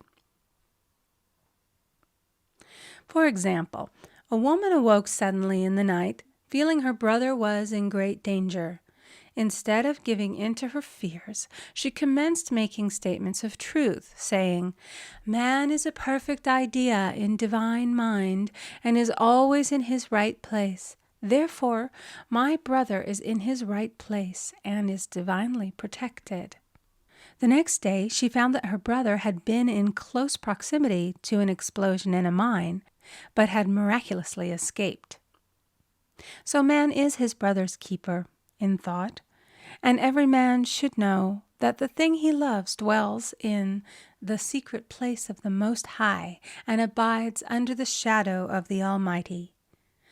There shall no evil befall thee, neither shall any plague come nigh thy dwelling. Perfect love casteth out fear. He that feareth is not made perfect in love, and love is the fulfilling of the law. Chapter 8, Intuition or Guidance. In all thy ways acknowledge him, and he shall direct thy paths. There is nothing too great of accomplishment for the man who knows the power of his word and who follows his intuitive leads. By the word he starts in action unseen forces and can rebuild his body or remold his affairs. It is, therefore, of the utmost importance to choose the right words, and the student carefully selects the affirmation he wishes to catapult into the invisible. He knows that God is his supply, and that there is a supply for every demand, and that his spoken word releases this supply. Ask, and ye shall receive. Man must make the first move. Draw nigh to God, and he will draw nigh to you. I have often been asked just how to make a demonstration. I reply, speak the word, and then do not do anything until you get a definite lead. Demand the lead, saying, Infinite Spirit, reveal to me the way. Let me know if there's anything for me to do. The answer will come through intuition or hunch, a chance remark from someone, or a passage in a book, etc., etc. The answers are sometimes quite startling in their exactness. For example, a woman desired a large sum of money. She spoke the words, Infinite Spirit, open the way for my immediate supply. Let all that is mine by divine right now reach me in great avalanches of abundance. Then she added, give me a definite lead. Let me know if there is anything for me to do. The thought came quickly. Give a certain friend, who had helped her spiritually, $100. She told her friend, who said, wait and get another lead before giving it. So she waited, and that day met a woman who said to her, I gave someone $1 today. It was just as much for me as it would be for you to give someone 100. This was indeed an unmistakable lead, so she knew she was right in giving the $100. It was a gift which proved a great investment, for shortly after that, a large sum of money came to her in a remarkable way. Giving opens the way for receiving. In order to create activity in finances, one should give. Tithing, or giving 1/10 of one's income, is an old Jewish custom and is sure to bring increase. Many of the richest men in the country have been tithers and have never known it to fail as an investment. The 10th part goes forth and returns blessed and multiplied, but the gift or tithe must be given with love and cheerfulness, for God loveth a cheerful giver. Bills should be paid cheerfully. All money should be sent forth fearlessly and with a blessing. This attitude of mind makes man master of money.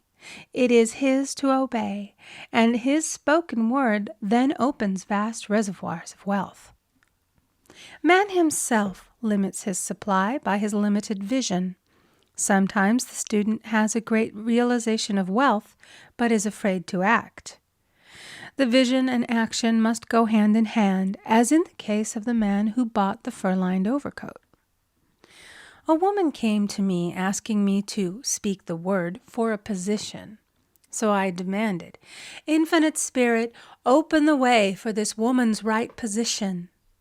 Never ask for just a position. Ask for the right position, the place already planned in divine mind, as it is the only one that will give satisfaction. I then gave thanks that she had already received, and that it would manifest quickly. Very soon she had 3 positions offered her, 2 in New York and 1 in Palm Beach, and she did not know which one to choose.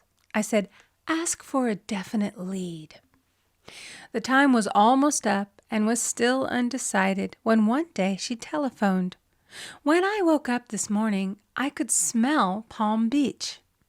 She had been there before and knew its balmy fragrance. I replied, well, if you can smell Palm Beach from here, it's certainly your lead.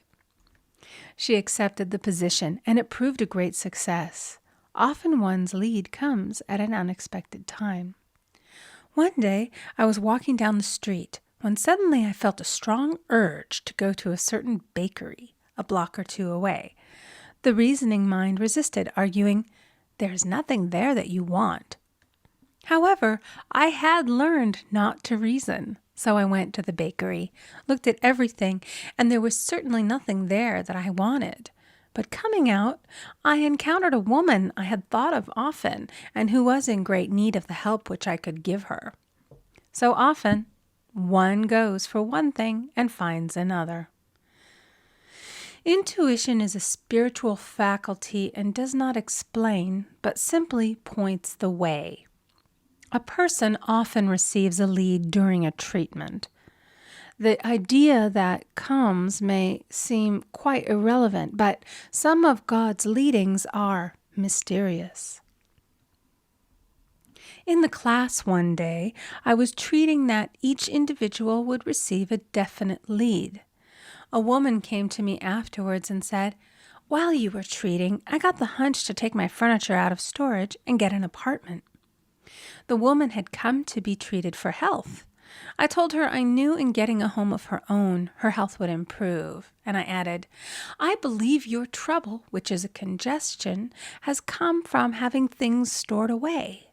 Congestion of things causes congestion in the body. You have violated the law of use, and your body is paying the penalty." So I gave thanks that divine order was established in her mind, body, and affairs. People little dream of how their affairs react on the body. There is a mental correspondence for every disease. A person might receive instantaneous healing through the realization of his body being a perfect idea in divine mind, and therefore whole and perfect, but if he continues his destructive thinking, hoarding, hating, fearing, condemning, the disease will return. Jesus Christ knew that all sickness came from sin, but admonished the leper after the healing to go and sin no more, lest a worse thing come upon him. So man's soul, or subconscious mind, must be washed whiter than snow for permanent healing. And the metaphysician is always delving deep for the correspondence. Jesus Christ said, "Condemn not, lest ye also be condemned. Judge not, lest ye be judged." Many people have attracted disease and unhappiness through the condemnation of others. What man condemns in others, he attracts to himself. For example, a friend came to me in anger and distress because her husband had deserted her for another woman. She condemned the other woman and said continually, she knew he was a married man. She had no right to accept his attentions.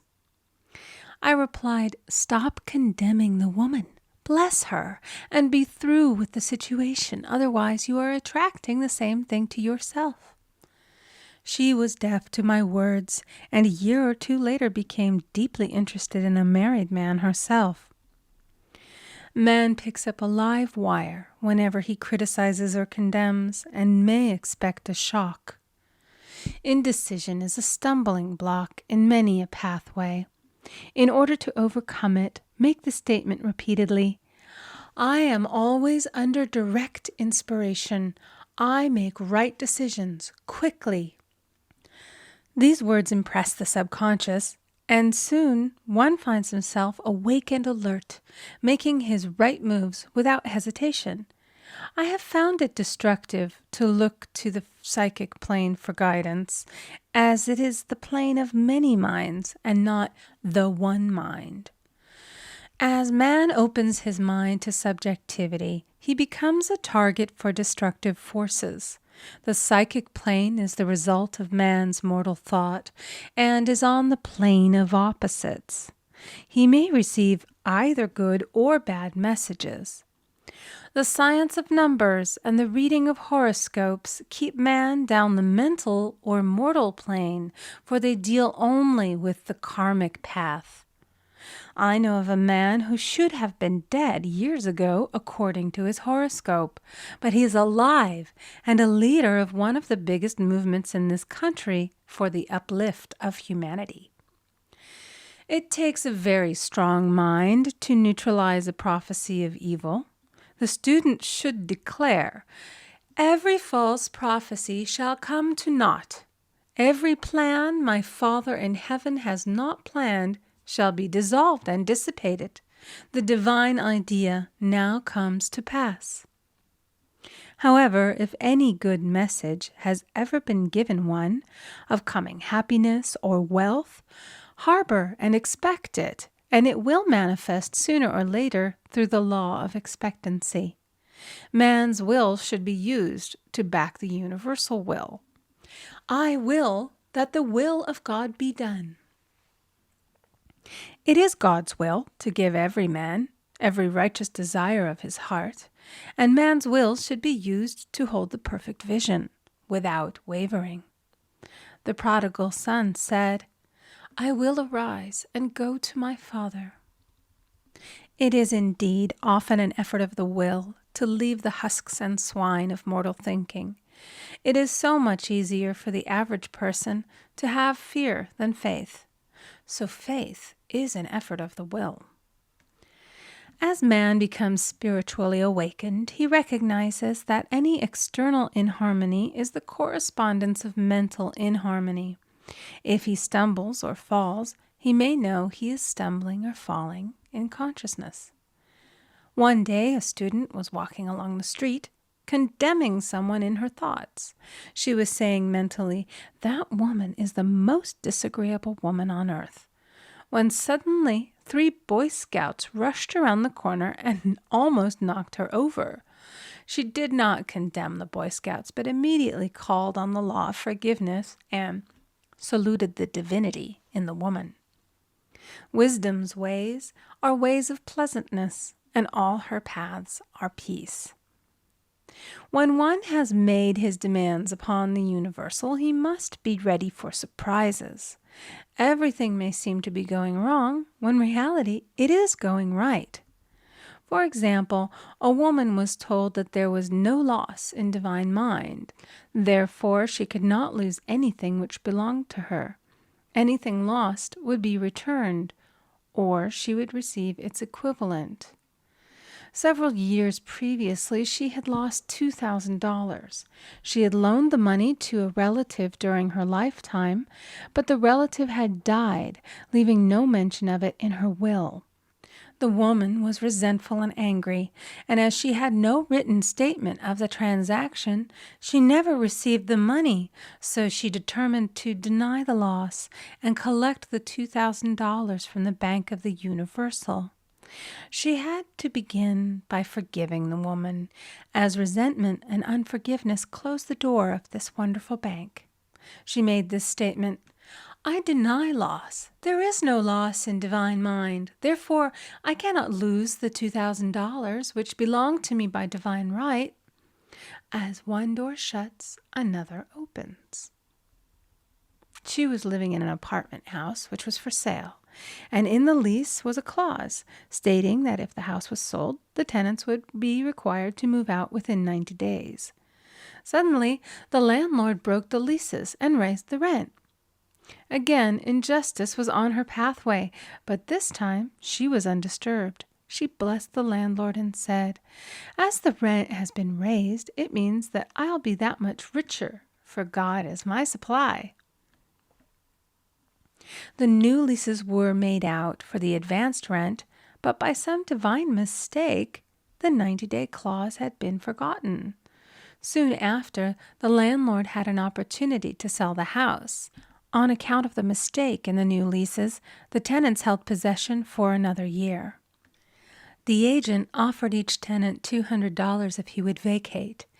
Several families moved. 3 remained, including the woman. A month or 2 passed, and the agent again appeared. This time he said to the woman, will you break your lease for the sum of $1,500? It flashed upon her, here comes the $2,000.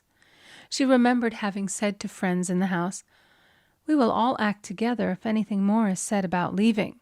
So her lead was to consult her friends.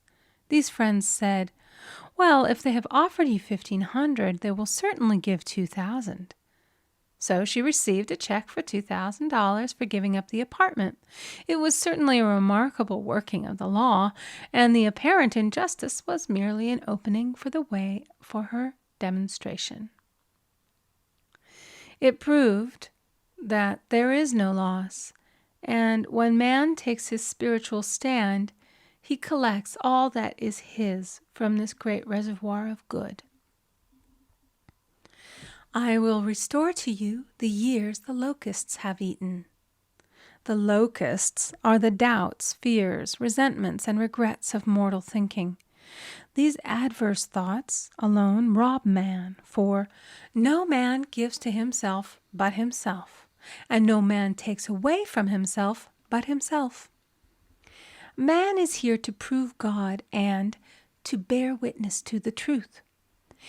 And he can only prove God by bringing plenty out of lack and justice out of injustice.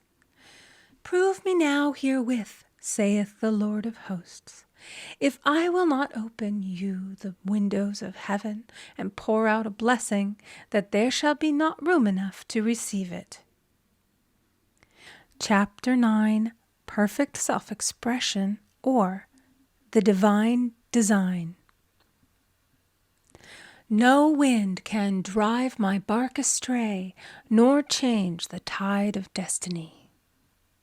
There is for each man perfect self-expression. There is a place which he is to fill, and no one else can fill, something which he is to do, which no one else can do. It is his destiny. This achievement is held, a perfect idea in divine mind, awaiting man's recognition.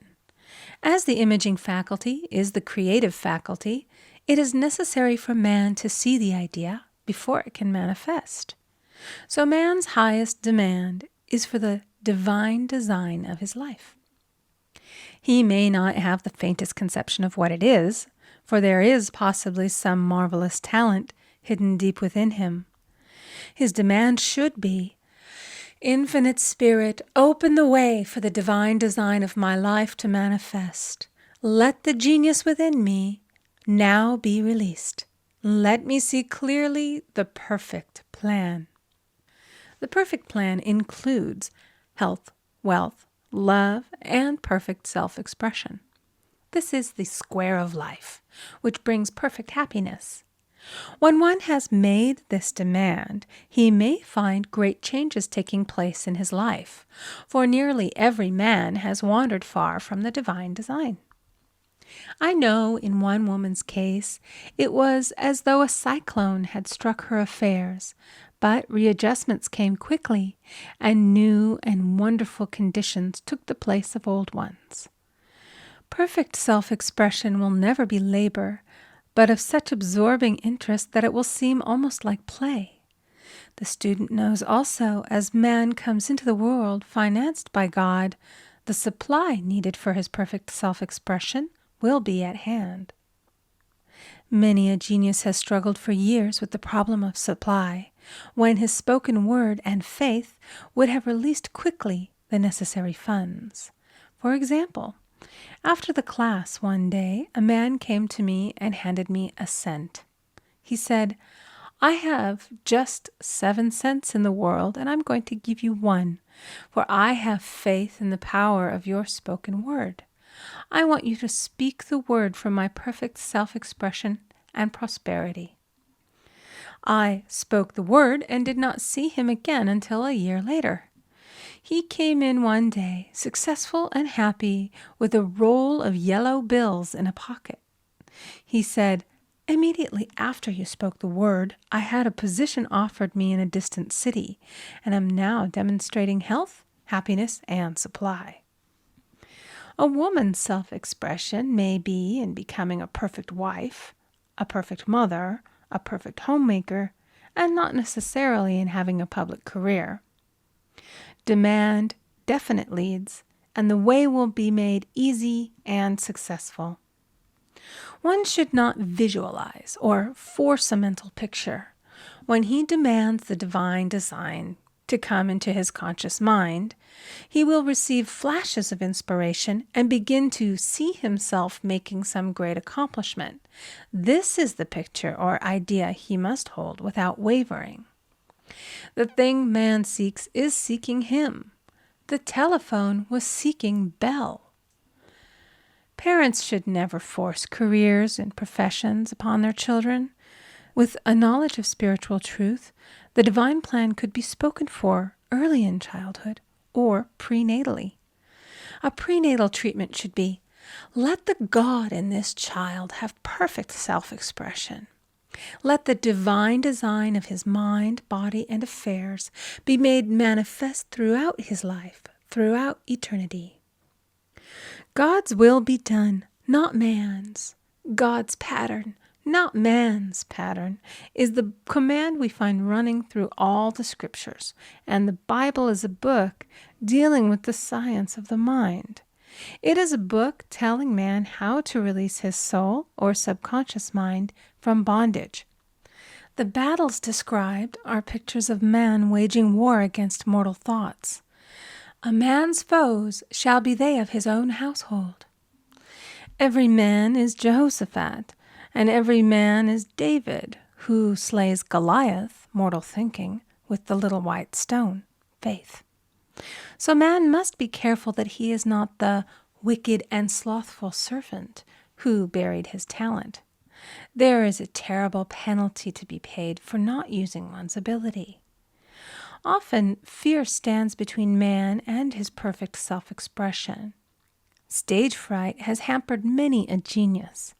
This may be overcome by the spoken word or treatment. The individual then loses all self-consciousness and feels simply that he is a channel for infinite intelligence to express itself through. He is under direct inspiration, fearless and confident, for he feels that it is the Father within who does the work. A young boy came often to my class with his mother. He asked me to speak the word for his coming examinations at school. I told him to make the statement, "I am one with infinite intelligence. I know everything I should know on this subject." He had an excellent knowledge of history, but was not sure of his arithmetic. I saw him afterwards, and he said, "I spoke the word for my arithmetic and passed with the highest honors, but I thought I could depend upon myself for history and got a very poor mark." Man often receives a setback when he is too sure of himself, which means he is trusting to his personality and not the Father within. Another of my students gave me an example of this. She took an extended trip abroad one summer, visiting many countries where she was ignorant of the languages. She was calling for guidance and protection every minute, and her affairs went smoothly and miraculously. Her luggage was never delayed nor lost. Accommodations were always ready for her at the best hotels, and she had perfect service wherever she went. She returned to New York. Knowing the language, she felt God was no longer necessary, so looked after her affairs in an ordinary manner. Everything went wrong. Her trunks delayed, amid inharmony and confusion. The student must form the habit of practicing the presence of God every minute. In all thy ways acknowledge him. Nothing is too small or too great. Sometimes an insignificant incident may be the turning point in a man's life. Robert Fulton, watching some boiling water simmering in a tea kettle, saw a steamboat. I have seen a student often keep back his demonstration through resistance or pointing the way. He pins his faith to one channel only and dictates just the way he desires the manifestation to come, which brings things to a standstill. My way, not your way, is the command of infinite intelligence. Like all power, be it steam or electricity, it must have a non-resistant engine or instrument to work through, and man is that engine or instrument. Over and over again, man is told to stand still. O Judah, fear not, but tomorrow go out against them, for the Lord will be with you. You shall not need to fight this battle. Set yourselves, stand ye still, and see the salvation of the Lord with you. We see this in the incidents of the $2,000 coming to the woman through the landlord when she became non-resistant and undisturbed, and the woman who won the man's love after all suffering had ceased. The student's goal is poise. Poise is power, for it gives God power a chance to rush through man, to will and to do its good pleasure. Poised, he thinks clearly and makes right decisions quickly. He never misses a trick. Anger blurs the visions, poisons the blood, is the root of many diseases, and causes wrong decision, leading to failure. It has been named one of the worst sins, as its reaction is so harmful. The student learns that in metaphysics, sin has a much broader meaning than in the old teaching. Whatsoever is not of faith is sin. He finds that fear and worry are deadly sins. They are inverted faith, and through distorted mental pictures bring to pass the thing he fears. His work is to drive out these enemies from the subconscious mind. When man is fearless, he is finished. Maeterlinck says that man is God afraid. So as we read in the previous chapters, man can only vanquish fear by walking up to the thing he is afraid of. When Jehoshaphat and his army prepared to meet the enemy, singing, "Praise the Lord, for his mercy endureth forever," they found their enemies had destroyed each other, and there was nothing to fight. For example, a woman asked a friend to deliver a message to another friend. The woman feared to give the message, as the reasoning mind said, "Don't get mixed up in this affair. Don't give that message." She was troubled in spirit, for she had given her promise. At last she determined to walk up to the lion and call on the law of divine protection. She met the friend to whom she was to deliver the message. She opened her mouth to speak it when her friend said, "So-and-so has left town." This made it unnecessary to give the message, as a situation depended upon the person being in town. As she was willing to do it, she was not obliged to. As she did not fear, the situation vanished. The student often delays his demonstration through a belief in incompletion. He should make this statement: "In divine mind, there is only completion. Therefore, my demonstration is completed. My perfect word, my perfect home, my perfect health." Whatever he demands are perfect ideas registered in divine mind and must manifest under grace in a perfect way. He gives thanks he has already received on the invisible and makes active preparation for receiving on the visible. One of my students was in need of a financial demonstration. She came to me and asked why it was not completed. I replied, "Perhaps you are in the habit of leaving things unfinished, and the subconscious has gotten into the habit of not completing. As the without, so the within." She said, "You are right. I often begin things and never finish them. I'll go home and finish something I commenced weeks ago, and I know it will be symbolic of my demonstration." So she sewed assiduously, and the article was soon completed. Shortly thereafter, the money came in a most curious manner. Her husband was paid his salary twice that month. He told the people of their mistake, and they sent word to keep it. When man asks, believing, he must receive, for God creates his own channels. I have been sometimes asked, suppose one has several talents. How is he to know which one to choose? Demand to be shown definitely. Say, "Infinite Spirit, give me a definite lead. Reveal to me my perfect self-expression. Show which talent I am to make use of now." I have known people to suddenly enter a new line of work and be fully equipped with little to no training, so make the statement, "I am fully equipped for the divine plan of my life," and be fearless in grasping opportunities. Some people are cheerful givers, but bad receivers. They refuse gifts through pride or some negative reason, thereby blocking their channels, and invariably find themselves eventually with little or nothing. For example, a woman who had given away a great deal of money had a gift offered her of several $1,000s. She refused to take it, saying she did not need it. Shortly thereafter, her finances were tied up, and she found herself in debt for that amount. Man should receive gracefully the bread returning to him upon the water. Freely ye have given, freely ye shall receive. There is always the perfect balance of giving and receiving, and though man should give without thinking of returns, he violates law if he does not accept the returns which come to him. For all gifts are from God, man being merely the channel. A thought of lack should never be held over the giver.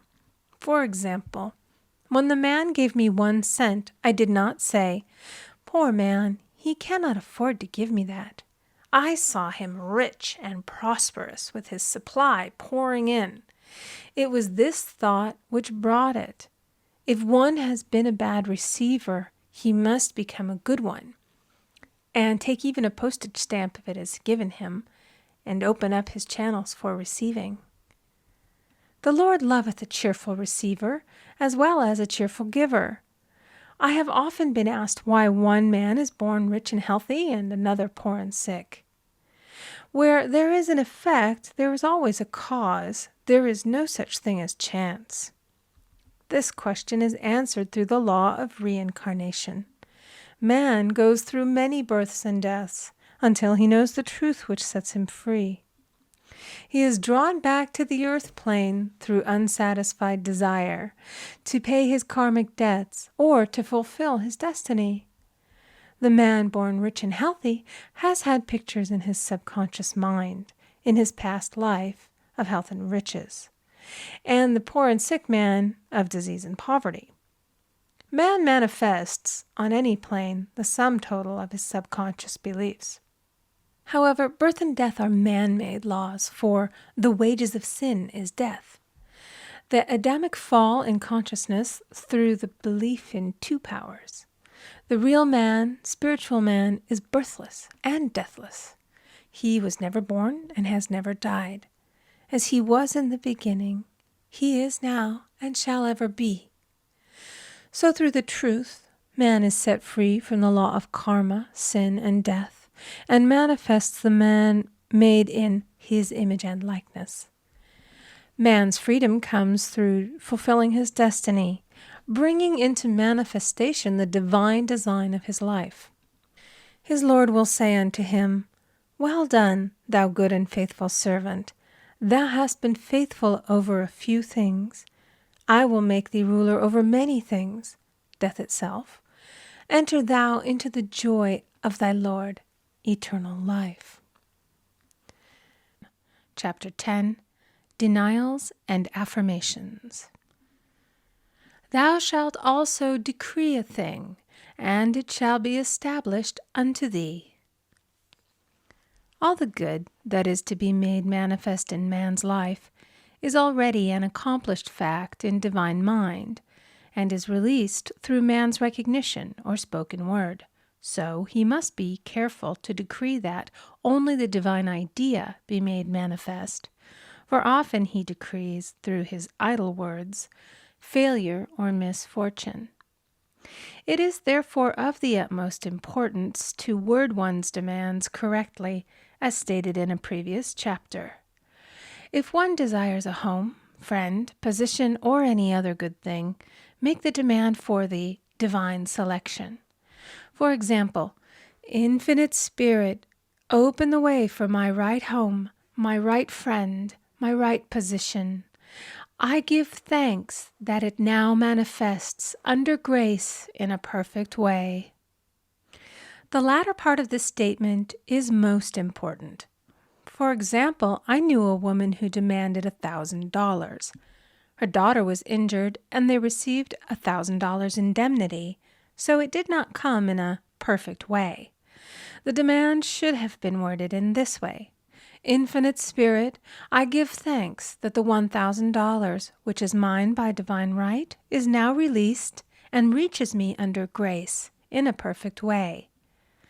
As one grows in a financial consciousness, he should demand that the enormous sums of money which are his by divine right reach him under grace in perfect ways.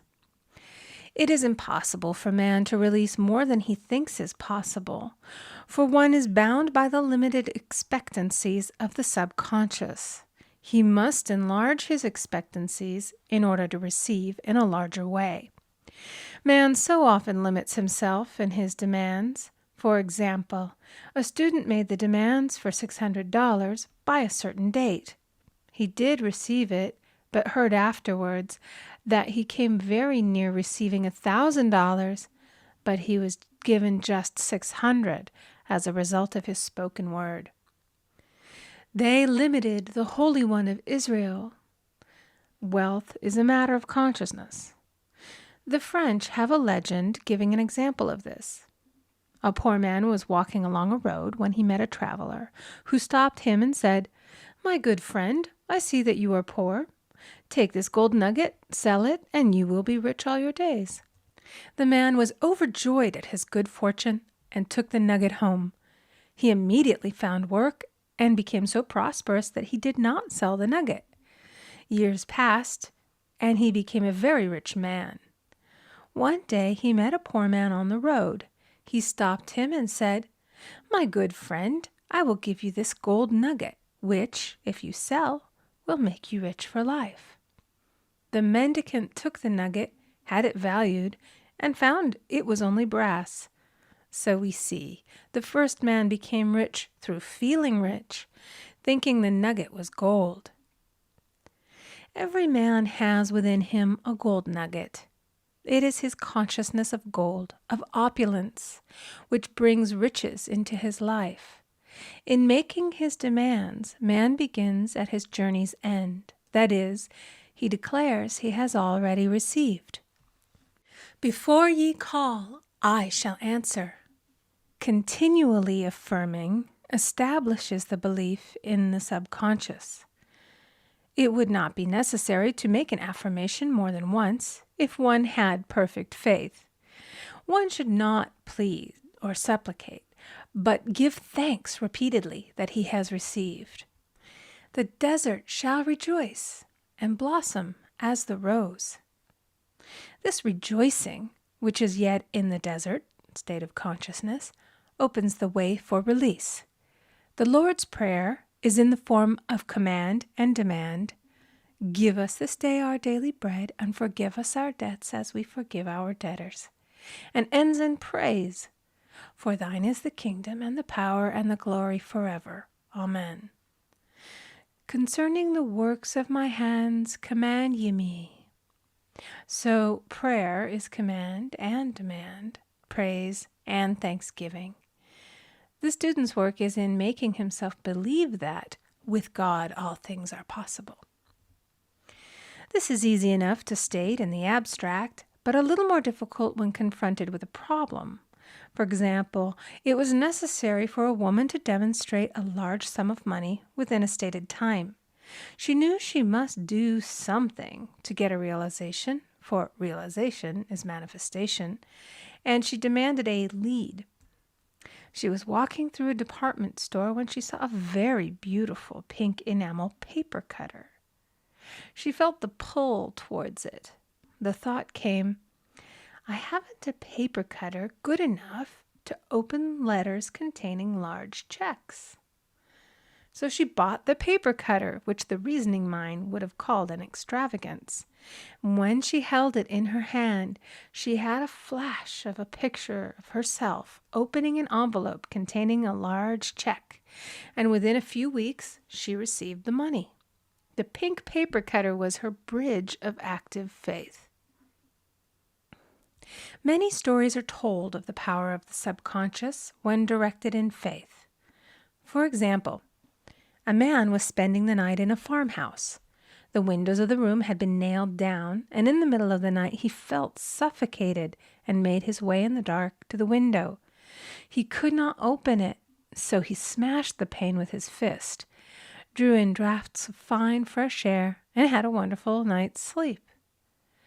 The next morning he found he had smashed the glass of a bookcase, and the window had remained closed during the whole night.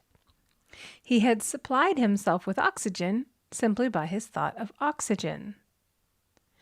When a student starts out to demonstrate, he should never turn back. Let not that man who wavers think that he shall receive anything of the Lord. A student once made this wonderful statement: "When I ask the Father for anything, I put my foot down and I say, 'Father, I'll take nothing less than I've asked for, but more.'" So man should never compromise. Having done all, stand. This is sometimes the most difficult time of demonstrating. The temptation comes to give up, to turn back, to compromise. He also serves who only stands and waits. Demonstrations often come at the 11th hour because man then lets go, that is, stops reasoning, and infinite intelligence has a chance to work. Man's dreary desires are answered drearily, and his impatient desires long delayed or violently fulfilled. For example, a woman asked me why it was she was constantly losing or breaking her glasses. We found she often said to herself and others with vexation, "I wish I could get rid of my glasses." So her impatient desire was violently fulfilled. What she should have demanded was perfect eyesight, but what she registered in the subconscious was simply the impatient desire to be rid of her glasses, so they were continually being broken or lost. Two attitudes of mind cause loss: depreciation, as in the case of the woman who did not appreciate her husband, or fear of loss, which makes a picture of loss in the subconscious. When a student is able to let go of his problem, cast his burden, he will have instantaneous manifestation. For example, a woman was out during a very stormy day, and her umbrella was blown inside out. She was about to make a call on some people whom she had never met, and she did not wish to make her first appearance with a dilapidated umbrella. She could not throw it away, as it did not belong to her. So in desperation, she exclaimed, "Oh God, you take charge of this umbrella. I don't know what to do." A moment later, a voice behind her said, "Lady, do you want your umbrella mended?" There stood an umbrella mender. She replied, "Indeed I do."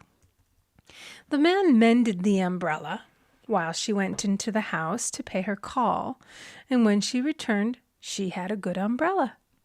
So there is always an umbrella mender at hand on man's pathway when one puts the umbrella or situation in God's hands. One should always follow a denial with an affirmation. For example, I was called on the phone late one night to treat a man whom I had never seen. He was apparently very ill. I made the statement, "I deny the appearance of disease. It is unreal, therefore cannot register in his consciousness. This man is a perfect idea in divine mind, pure substance expressing perfection." There is no time or space in divine mind. Therefore, the word reaches instantly its destination and does not return void. I have treated patients in Europe and have found that the result was instantaneous. I am asked so often the difference between visualizing and visioning. Visualizing is a mental process governed by the reasoning or conscious mind. Visioning is a spiritual process governed by intuition or the superconscious mind. The student should train his mind to receive these flashes of inspiration and work out the divine pictures through definite leads. When a man can say, "I desire only that which God desires for me," his false desires fade from the consciousness, and a new set of blueprints is given him by the master architect, the God within. God's plan for each man transcends the limitation of the reasoning mind and is always the square of life, containing health, wealth, love, and perfect self-expression. Many a man is building for himself in imagination a bungalow when he should be building a palace. If a student tries to force a demonstration through the reasoning mind, he brings it to a standstill. I will hasten it, saith the Lord. He should act only through intuition or definite leads. Rest in the Lord and wait patiently. Trust also in Him, and He will bring it to pass. I have seen the law work in the most astonishing manner. For example, a student stated that it was necessary for her to have $100 by the following day. It was a debt of vital importance which had to be met.